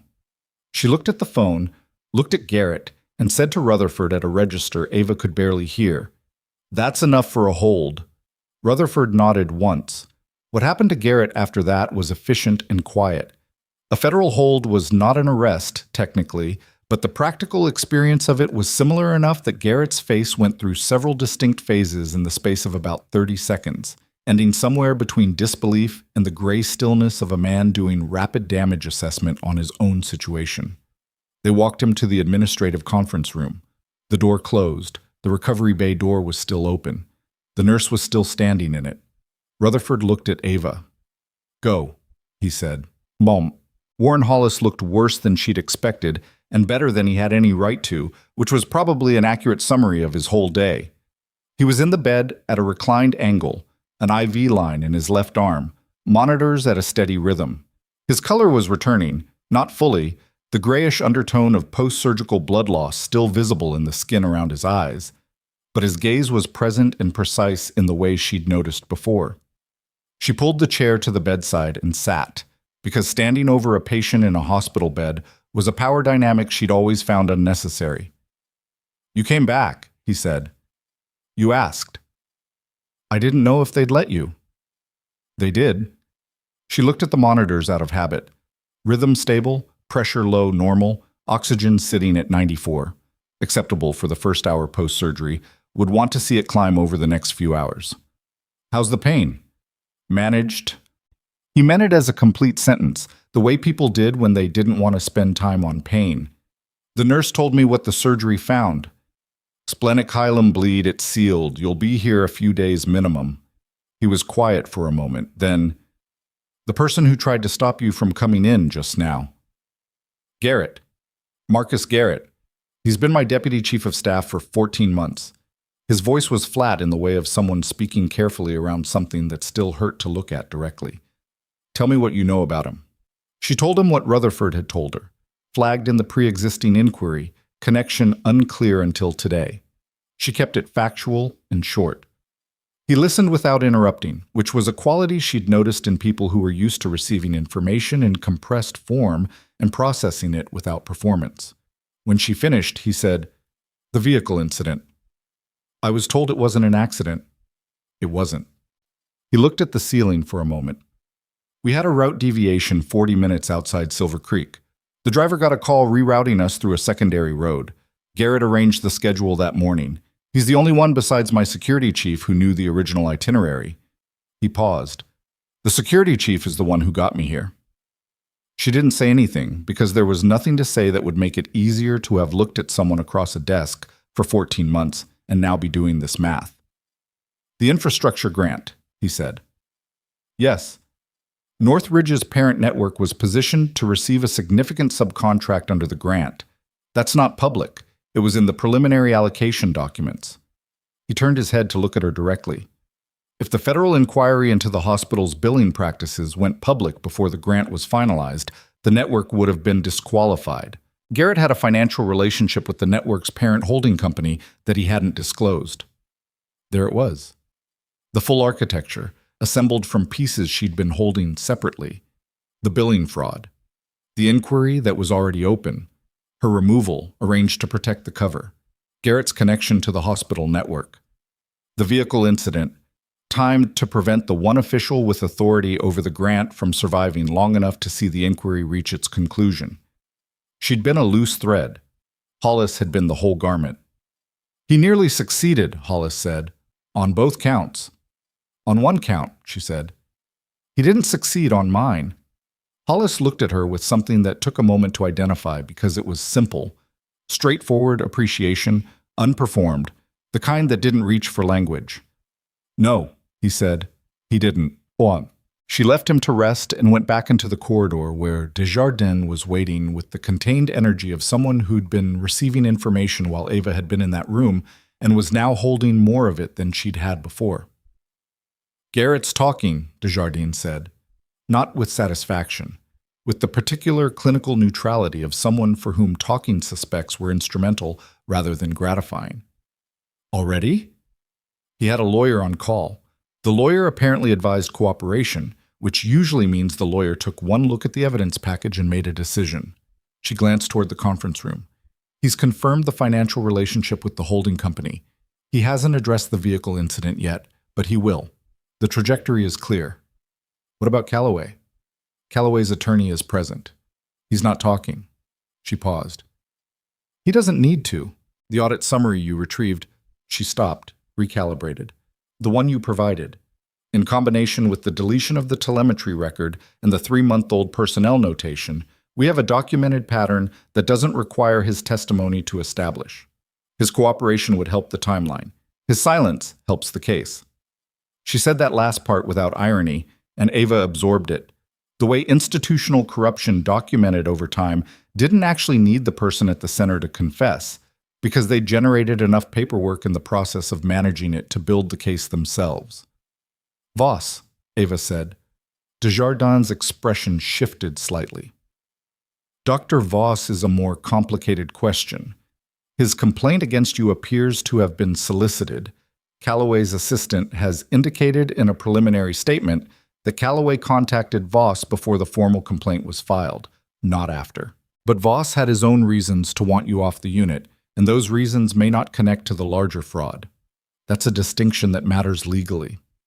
She looked at Ava steadily. He may face professional consequences through the medical board rather than criminal ones. That's not resolution of the kind that...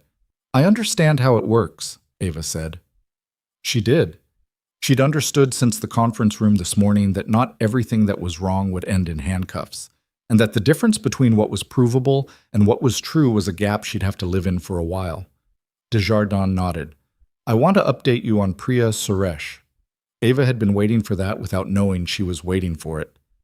She gave a statement an hour ago, full account of observing the system record deletion. She identified the administrator who performed it. It was Calloway's executive assistant, operating on an instruction she says came directly from Calloway within 40 minutes of the Fitch incident. Desjardins paused. Priya also provided 3 additional documents she'd retained, printed records. She said she'd been keeping them for 2 months because something didn't feel right, and she didn't know what else to do with them.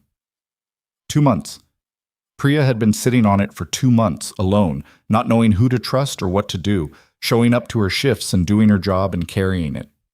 Ava thought about the small figure stepping out from the break room wall, pressing something into her hand, stepping back. Get some rest. The economy of someone who had already decided in the few seconds available to them exactly how much they could safely do and done exactly that much. Is she protected? Ava asked. She has whistleblower status as of 90 minutes ago, yes.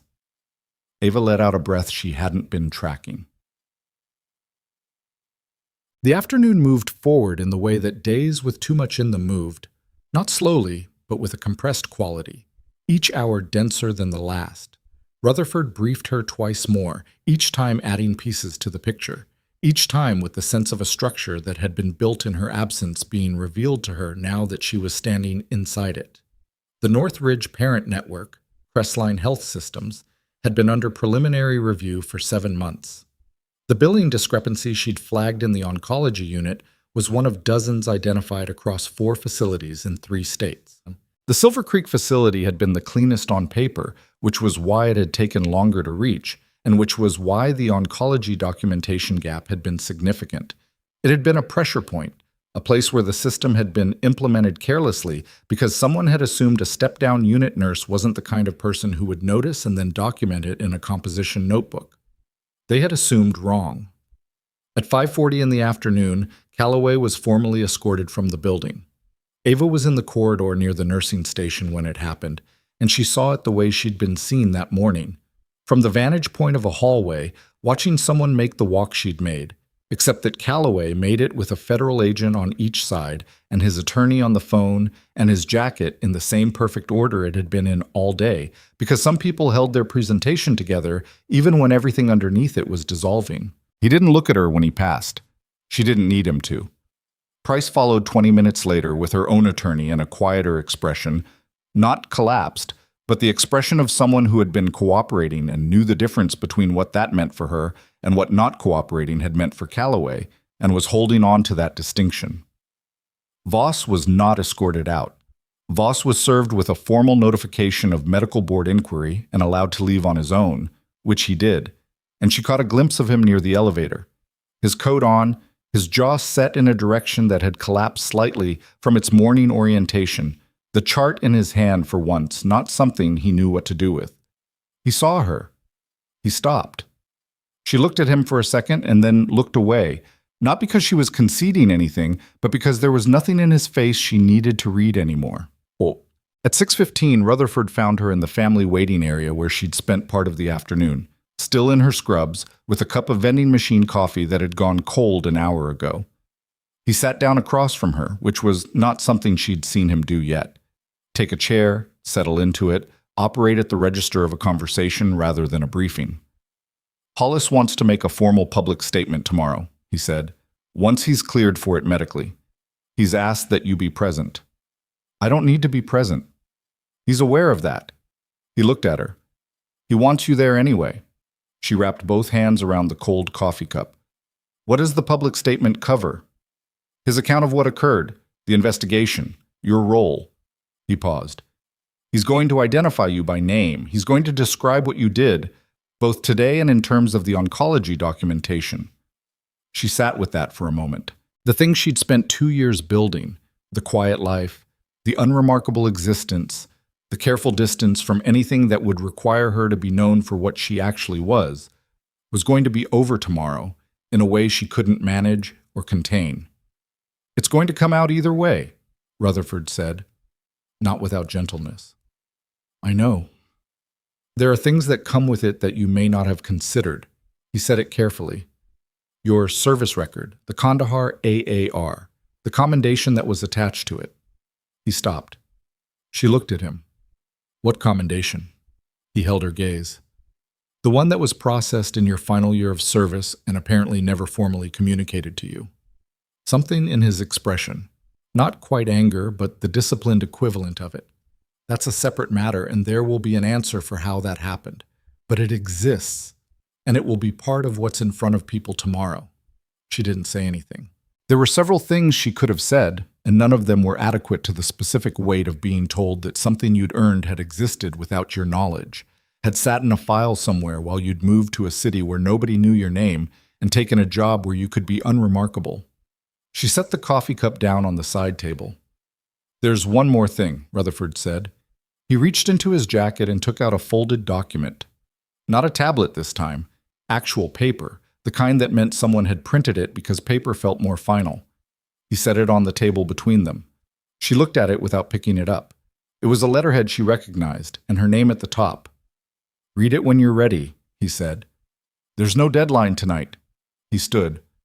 We're holding a formal briefing at 9 tomorrow morning before Hollis's statement. I'd like you there for that as well. She nodded. He left her with the document on the table between her and the cold coffee, and the waiting room was quiet except for the muted television, which had moved to the evening news cycle, and the banner scrolling across the bottom was no longer about a federal inquiry in general terms. It was specific now.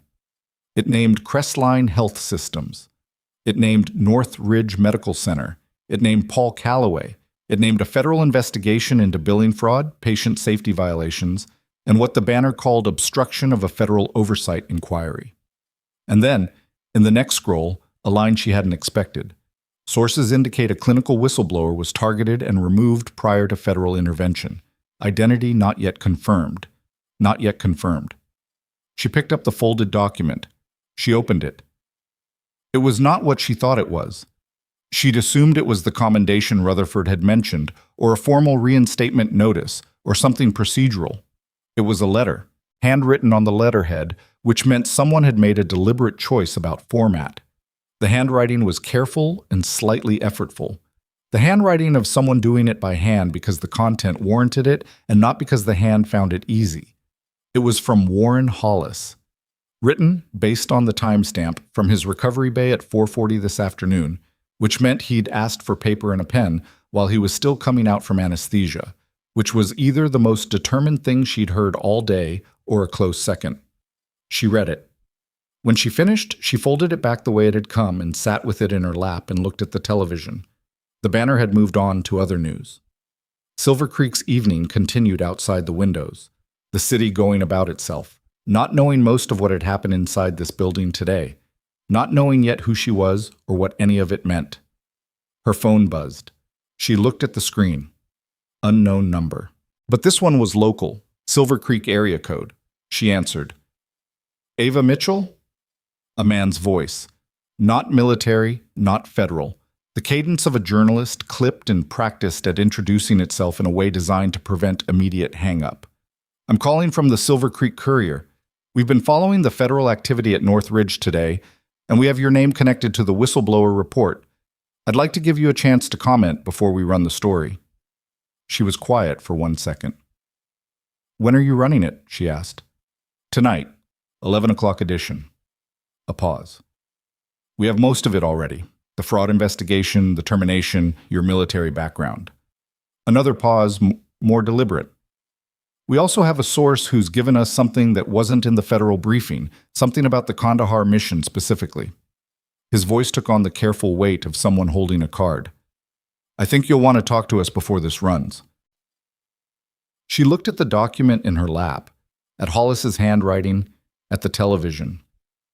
Who's your source? She said. The journalist paused 1 beat too long. I'm not able to. Let me ask you something else then. She kept her voice level. Does your source have a name that starts with G? The pause this time was different, smaller, sharper, the pause of someone recalibrating. Ms. Mitchell, Garrett's in federal custody, she said. Whatever he gave you, you should verify it before you run it, because if it came from him, there's a reason he wanted it out tonight. She ended the call. She sat very still. Garrett had made a call before they took his phone, or he'd made it after. One call, attorney permitted, the kind you were allowed, and he'd used it not to protect himself but to push something out into the world that he thought would change the shape of tomorrow morning before Hollis could speak. The Kandahar mission, specifically. She didn't know what he had. She didn't know what version of it existed in whatever file he'd accessed, or been given access to, or purchased access to. She knew what had actually happened on that hillside. She knew what was in the after-action report. She knew there were 2 ways to read what she'd done that day, and one of them was what Rutherford knew about, and one of them was not. The journalist would run something. Tonight, before the briefing, before Hollis's statement, before any of the morning's architecture could be put in place. She picked up her phone again and called Rutherford. He answered on the second ring. We have a problem, she said. Rutherford didn't waste time on reaction. What's the name of the journalist? He asked. She gave it. She gave the paper name. She told him what the man had said about the source, about Kandahar, about the 11 o'clock deadline. And Rutherford listened to all of it in the way he listened to everything, without interruption, processing in real time, already building the response before she finished speaking. "All right," he said, "stay where you are."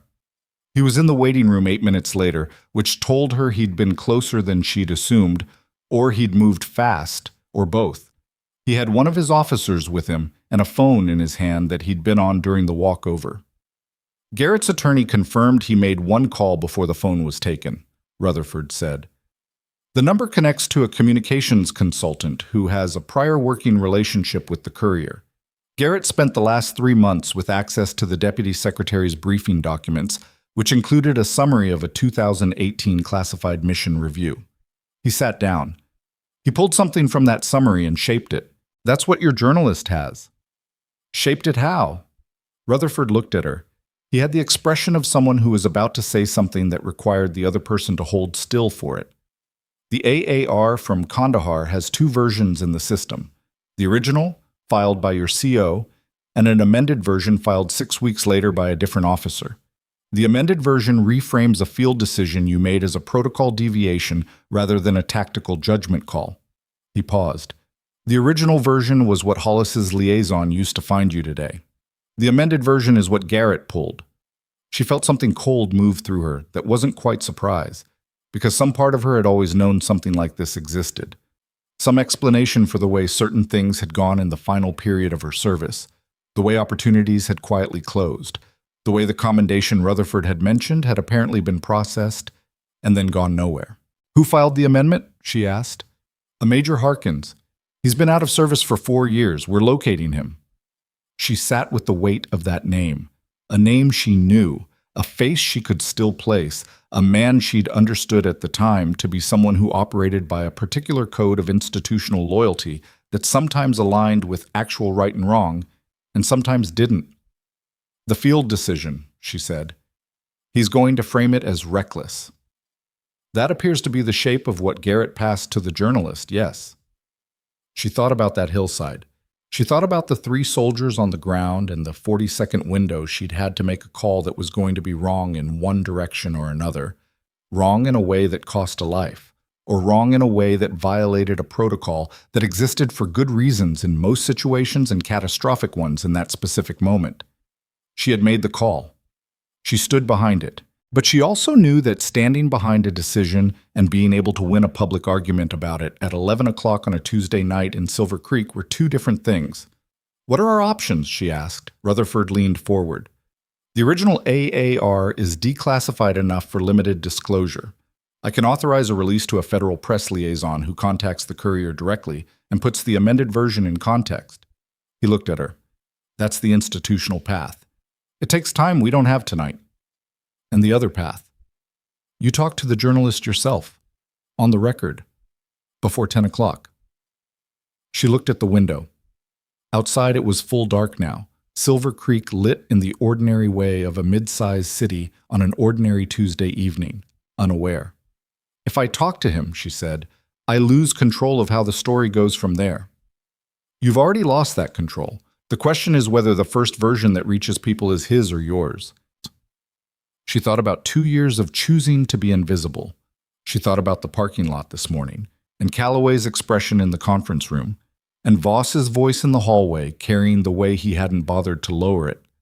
She thought about every assumption that had been made about what kind of person she was and what she was capable of, made by people who had not looked carefully enough because looking carefully hadn't been necessary. She'd been the kind of person you didn't need to look at carefully. She thought about Priya, who had printed documents and kept them for 2 months, and waited for the right moment with a patience that had required more courage than most visible acts of bravery. "Set up the call," she said. She spoke to the journalist for 31 minutes in a side office off the lobby with Rutherford's press liaison present and a recorder running. She was not a natural interviewee. She spoke in the compressed, precise sentences of someone who had been trained to report situations rather than narrate them, and the journalist had to work to get anything that sounded like emotion, which she gave him in the places where it was true and withheld it in the places where it wasn't. She told him about the care conference, about the telemetry record, about being walked through the lobby with her badge gone while the staff looked away. She told him about the parking lot and the helicopters and what she'd recognized in the landing pattern, and she told him about Hollis and the specific injury and the surgical decision and what it had required. She did not make it heroic. She made it accurate, which was harder. When he asked about Kandahar, she said, "I made a field call under time pressure with incomplete information and 3 soldiers on the ground. One of them is alive. The decision I made is the reason he's alive. I'll answer for that call to anyone who was there and let the record speak to everyone else." He pushed. She held. He asked about the amended AAR, and she said she hadn't seen it, which was true, and that its existence was a matter now under investigation by the same federal inquiry covering the hospital, which was also true, and that she'd leave its contents to people qualified to assess it in full context. When the call ended, the liaison looked at her and said, "That was well handled. I just told him what happened." "That's what I mean." The story ran at 11. She read it on her phone in the waiting room, having decided she wasn't going to go home tonight until she'd read what it said. It was not the story Garrett had wanted. The journalist had done his job, which meant he'd verified, and the verification had produced a story that was substantially about the fraud investigation and Hollis and the termination, and substantially less about Kandahar, which appeared in 3 paragraphs near the bottom, framed carefully, including her quote. It was not a perfect story. It had errors of emphasis and one factual imprecision about the timeline she'd have to address later. But it was not a weapon. Garrett had spent his one phone call building something that had not worked, and that failure was its own kind of conclusion. She slept in her apartment for 5 hours. Not enough, but her body took what it could get and stopped when it stopped. She was at North Ridge by 7:30 in the morning, which was earlier than the 9 o'clock briefing required, and she wasn't entirely sure why until she found herself at the elevator bank pressing 3. The ICU was quieter in the early morning. Torres was at the desk again and nodded at her. A different nod than yesterday's, a nod that had information in it about how the last 18 hours had changed the building's understanding of who she was, which she accepted without comment. Dolores Fitch was awake. She was sitting up with a cup of tea that had come from somewhere that wasn't a hospital vending machine, which told Ava someone had brought it from outside, which told her Fitch had people. "I read the story," Fitch said, when Ava pulled up the chair. "I figured you would. You didn't say much about me. Your case is part of an open investigation. I'm not going to discuss a patient's medical situation with a journalist." Fitch looked at her over the cup. "You could have. It would have made the story better." "Probably. But you didn't." She set the cup down. "Why?" Ava thought about how to answer that honestly.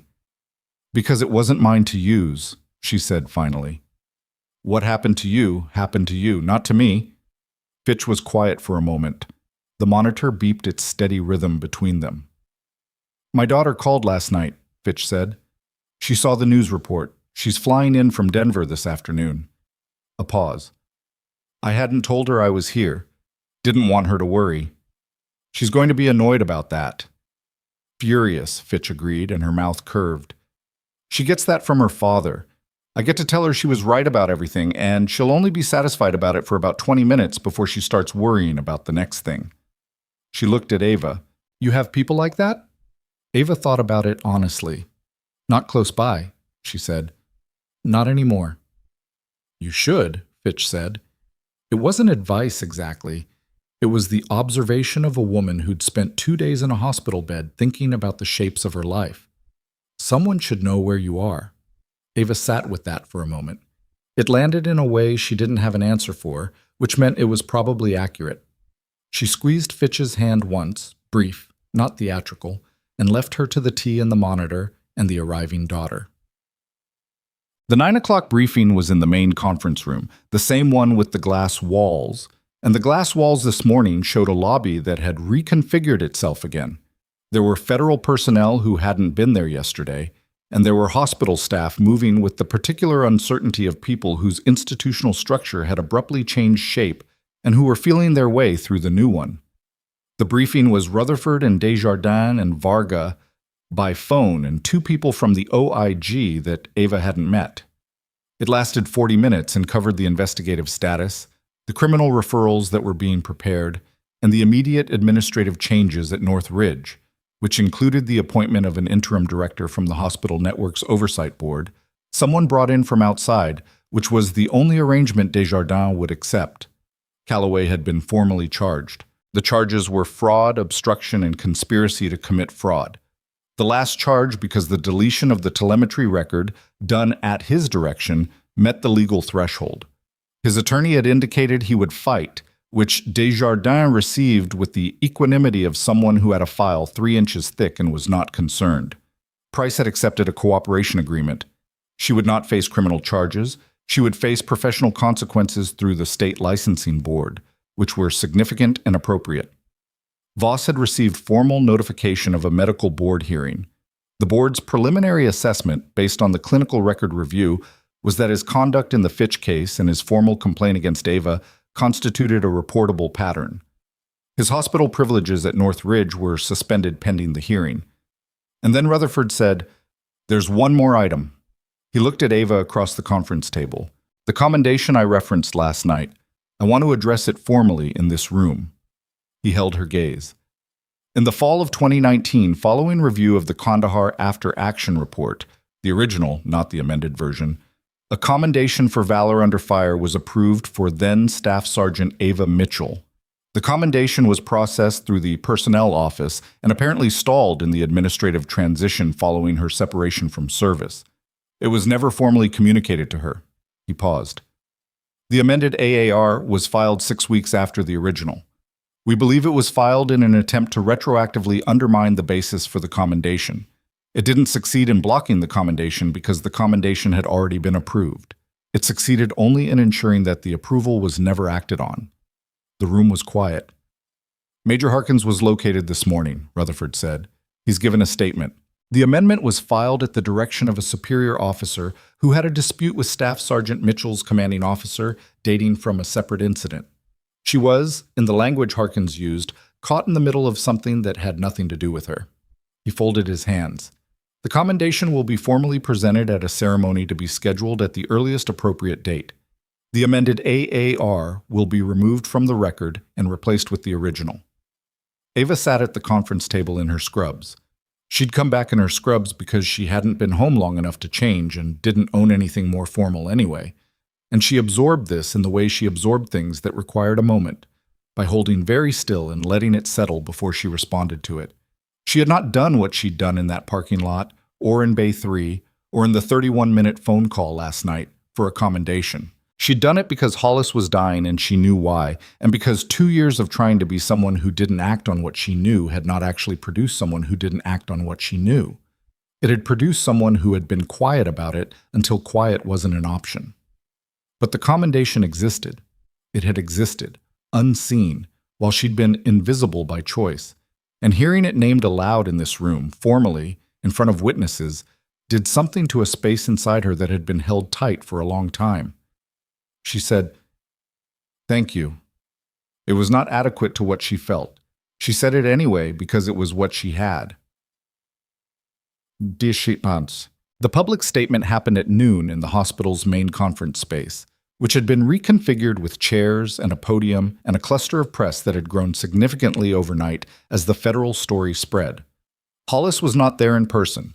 He was still in the ICU, not yet cleared for transport or extended activity, but he'd recorded a video statement on a tablet from his bed, and Rutherford played it on the screen at the front of the room, and the room watched in the quiet that descends when a man who was nearly dead yesterday is speaking in sentences. Hollis was direct, as she'd expected.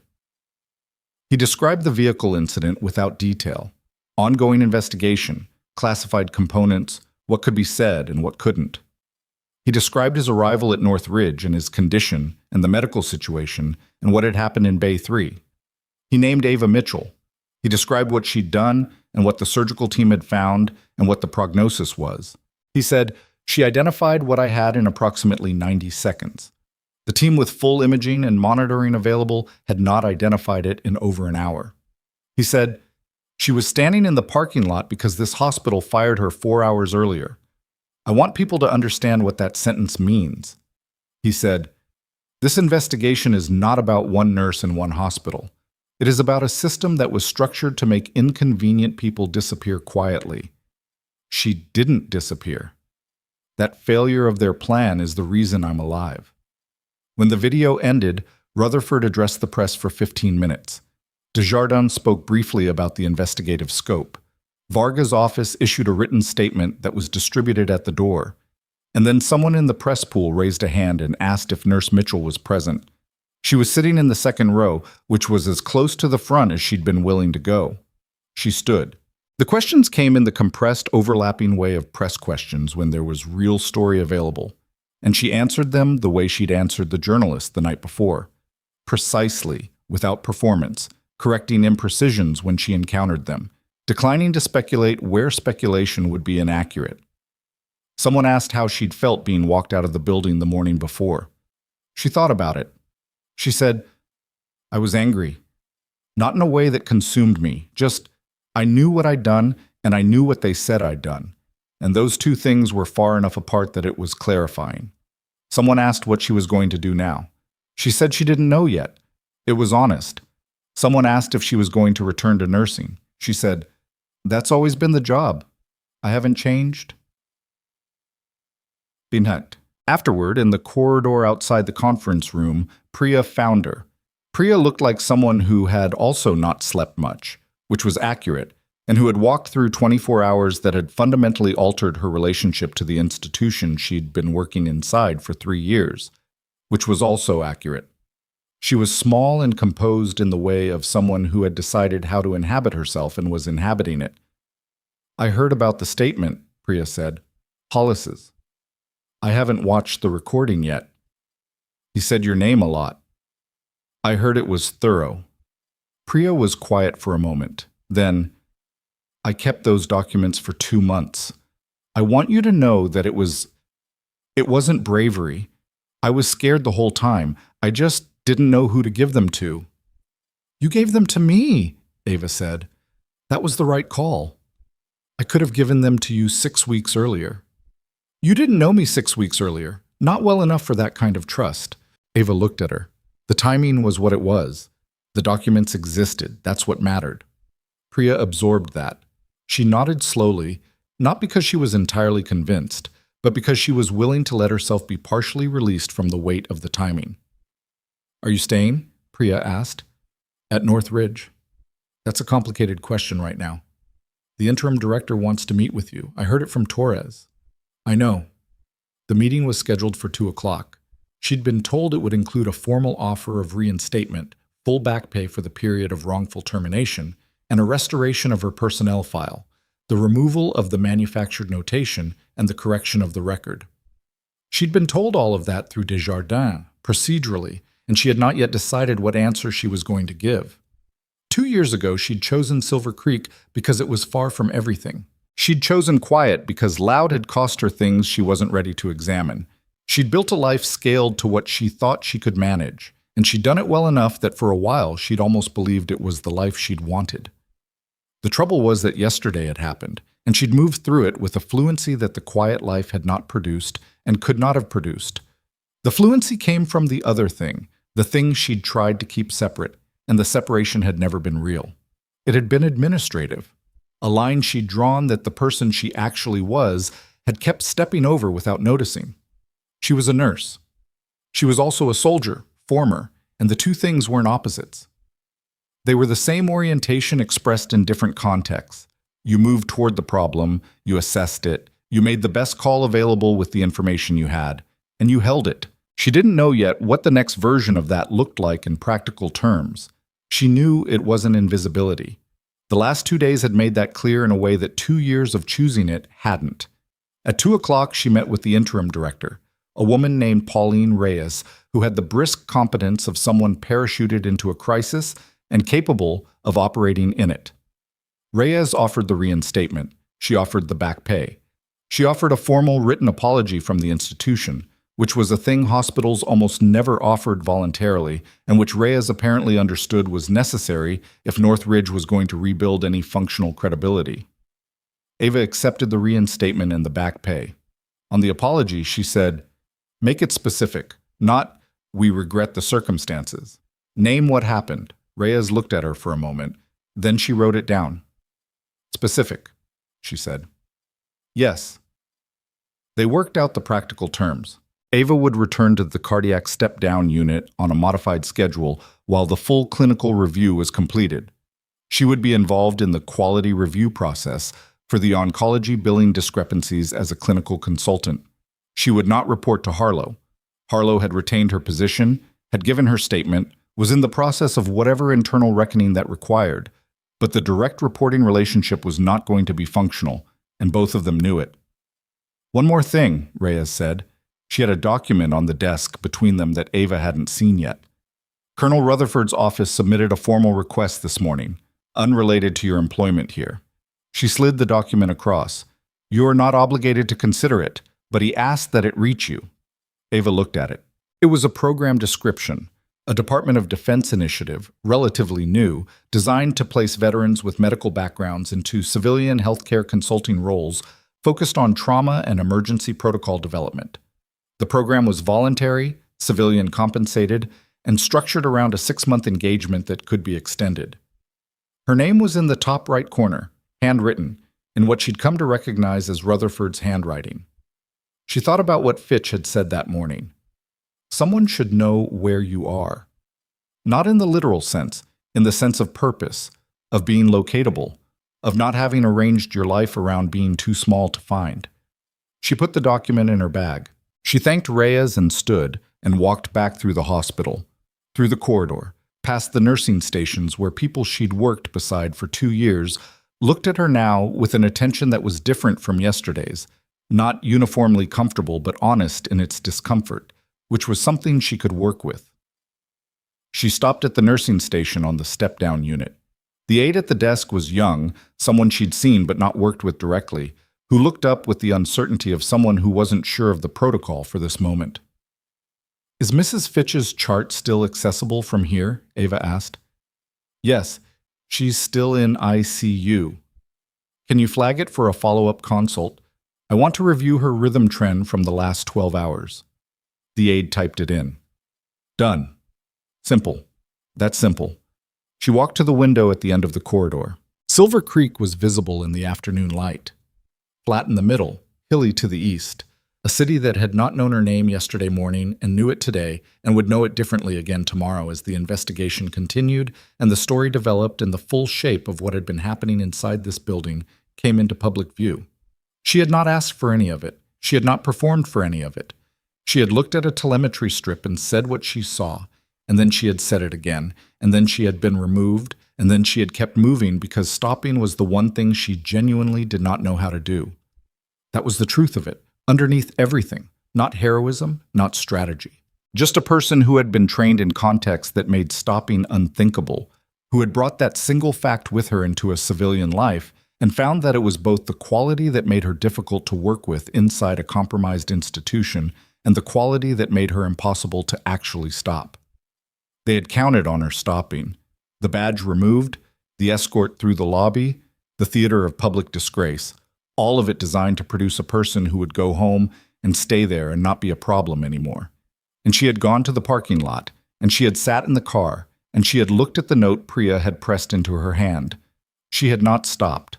That was not a small thing. She understood that now more clearly than she had the day before, not because someone had told her it was significant, but because she'd watched what stopping would have meant, watched it in the shape of what Hollis had nearly become, in the shape of 47 patients whose records existed in a billing system no one had been meant to examine closely, in the shape of the 11-day gap in the oncology log that she'd noticed because she noticed things and written down because she wrote things down. The people who had built the system that wanted her gone had understood that about her before she'd fully understood it about herself. They'd known she was dangerous to them before she'd known why. That was its own kind of recognition. Not the kind she'd wanted, not the kind she'd have chosen, but real, and it told her something about the value of the thing they'd tried so hard to take from her. In her bag, against her hip, was Rutherford's document and Hollis's letter. In her jacket pocket was the empty space where Priya's USB drive had been, passed to Desjardins in a chain of custody that was now part of a federal case file. In the ICU upstairs was a woman whose heart had kept its rhythm through the night. None of it was clean. The investigation would take months. Voss's hearing would be contested and complicated. Harkins's explanation would need to be fully reviewed before anything about the original AAR was formally resolved, and she would return to work tomorrow in a building that was still processing what had happened, working alongside people who had looked away and were now living with having looked away. And that was not a simple thing to navigate, and she wouldn't pretend it was. But she would be there, badged, documented, reinstated, and known, not invisible, not quiet in the particular way that had become a kind of hiding. Known. Outside the window, a cloud shifted and the afternoon light changed on the city. The way light in March changed fast and without warning, sudden brightness after a long gray spell. She watched it move across the rooftops and the hills. Then she turned away from the window and walked back toward the nursing station, because there was a chart to review and a patient to check on, and that was the job, and she had always known how to do it.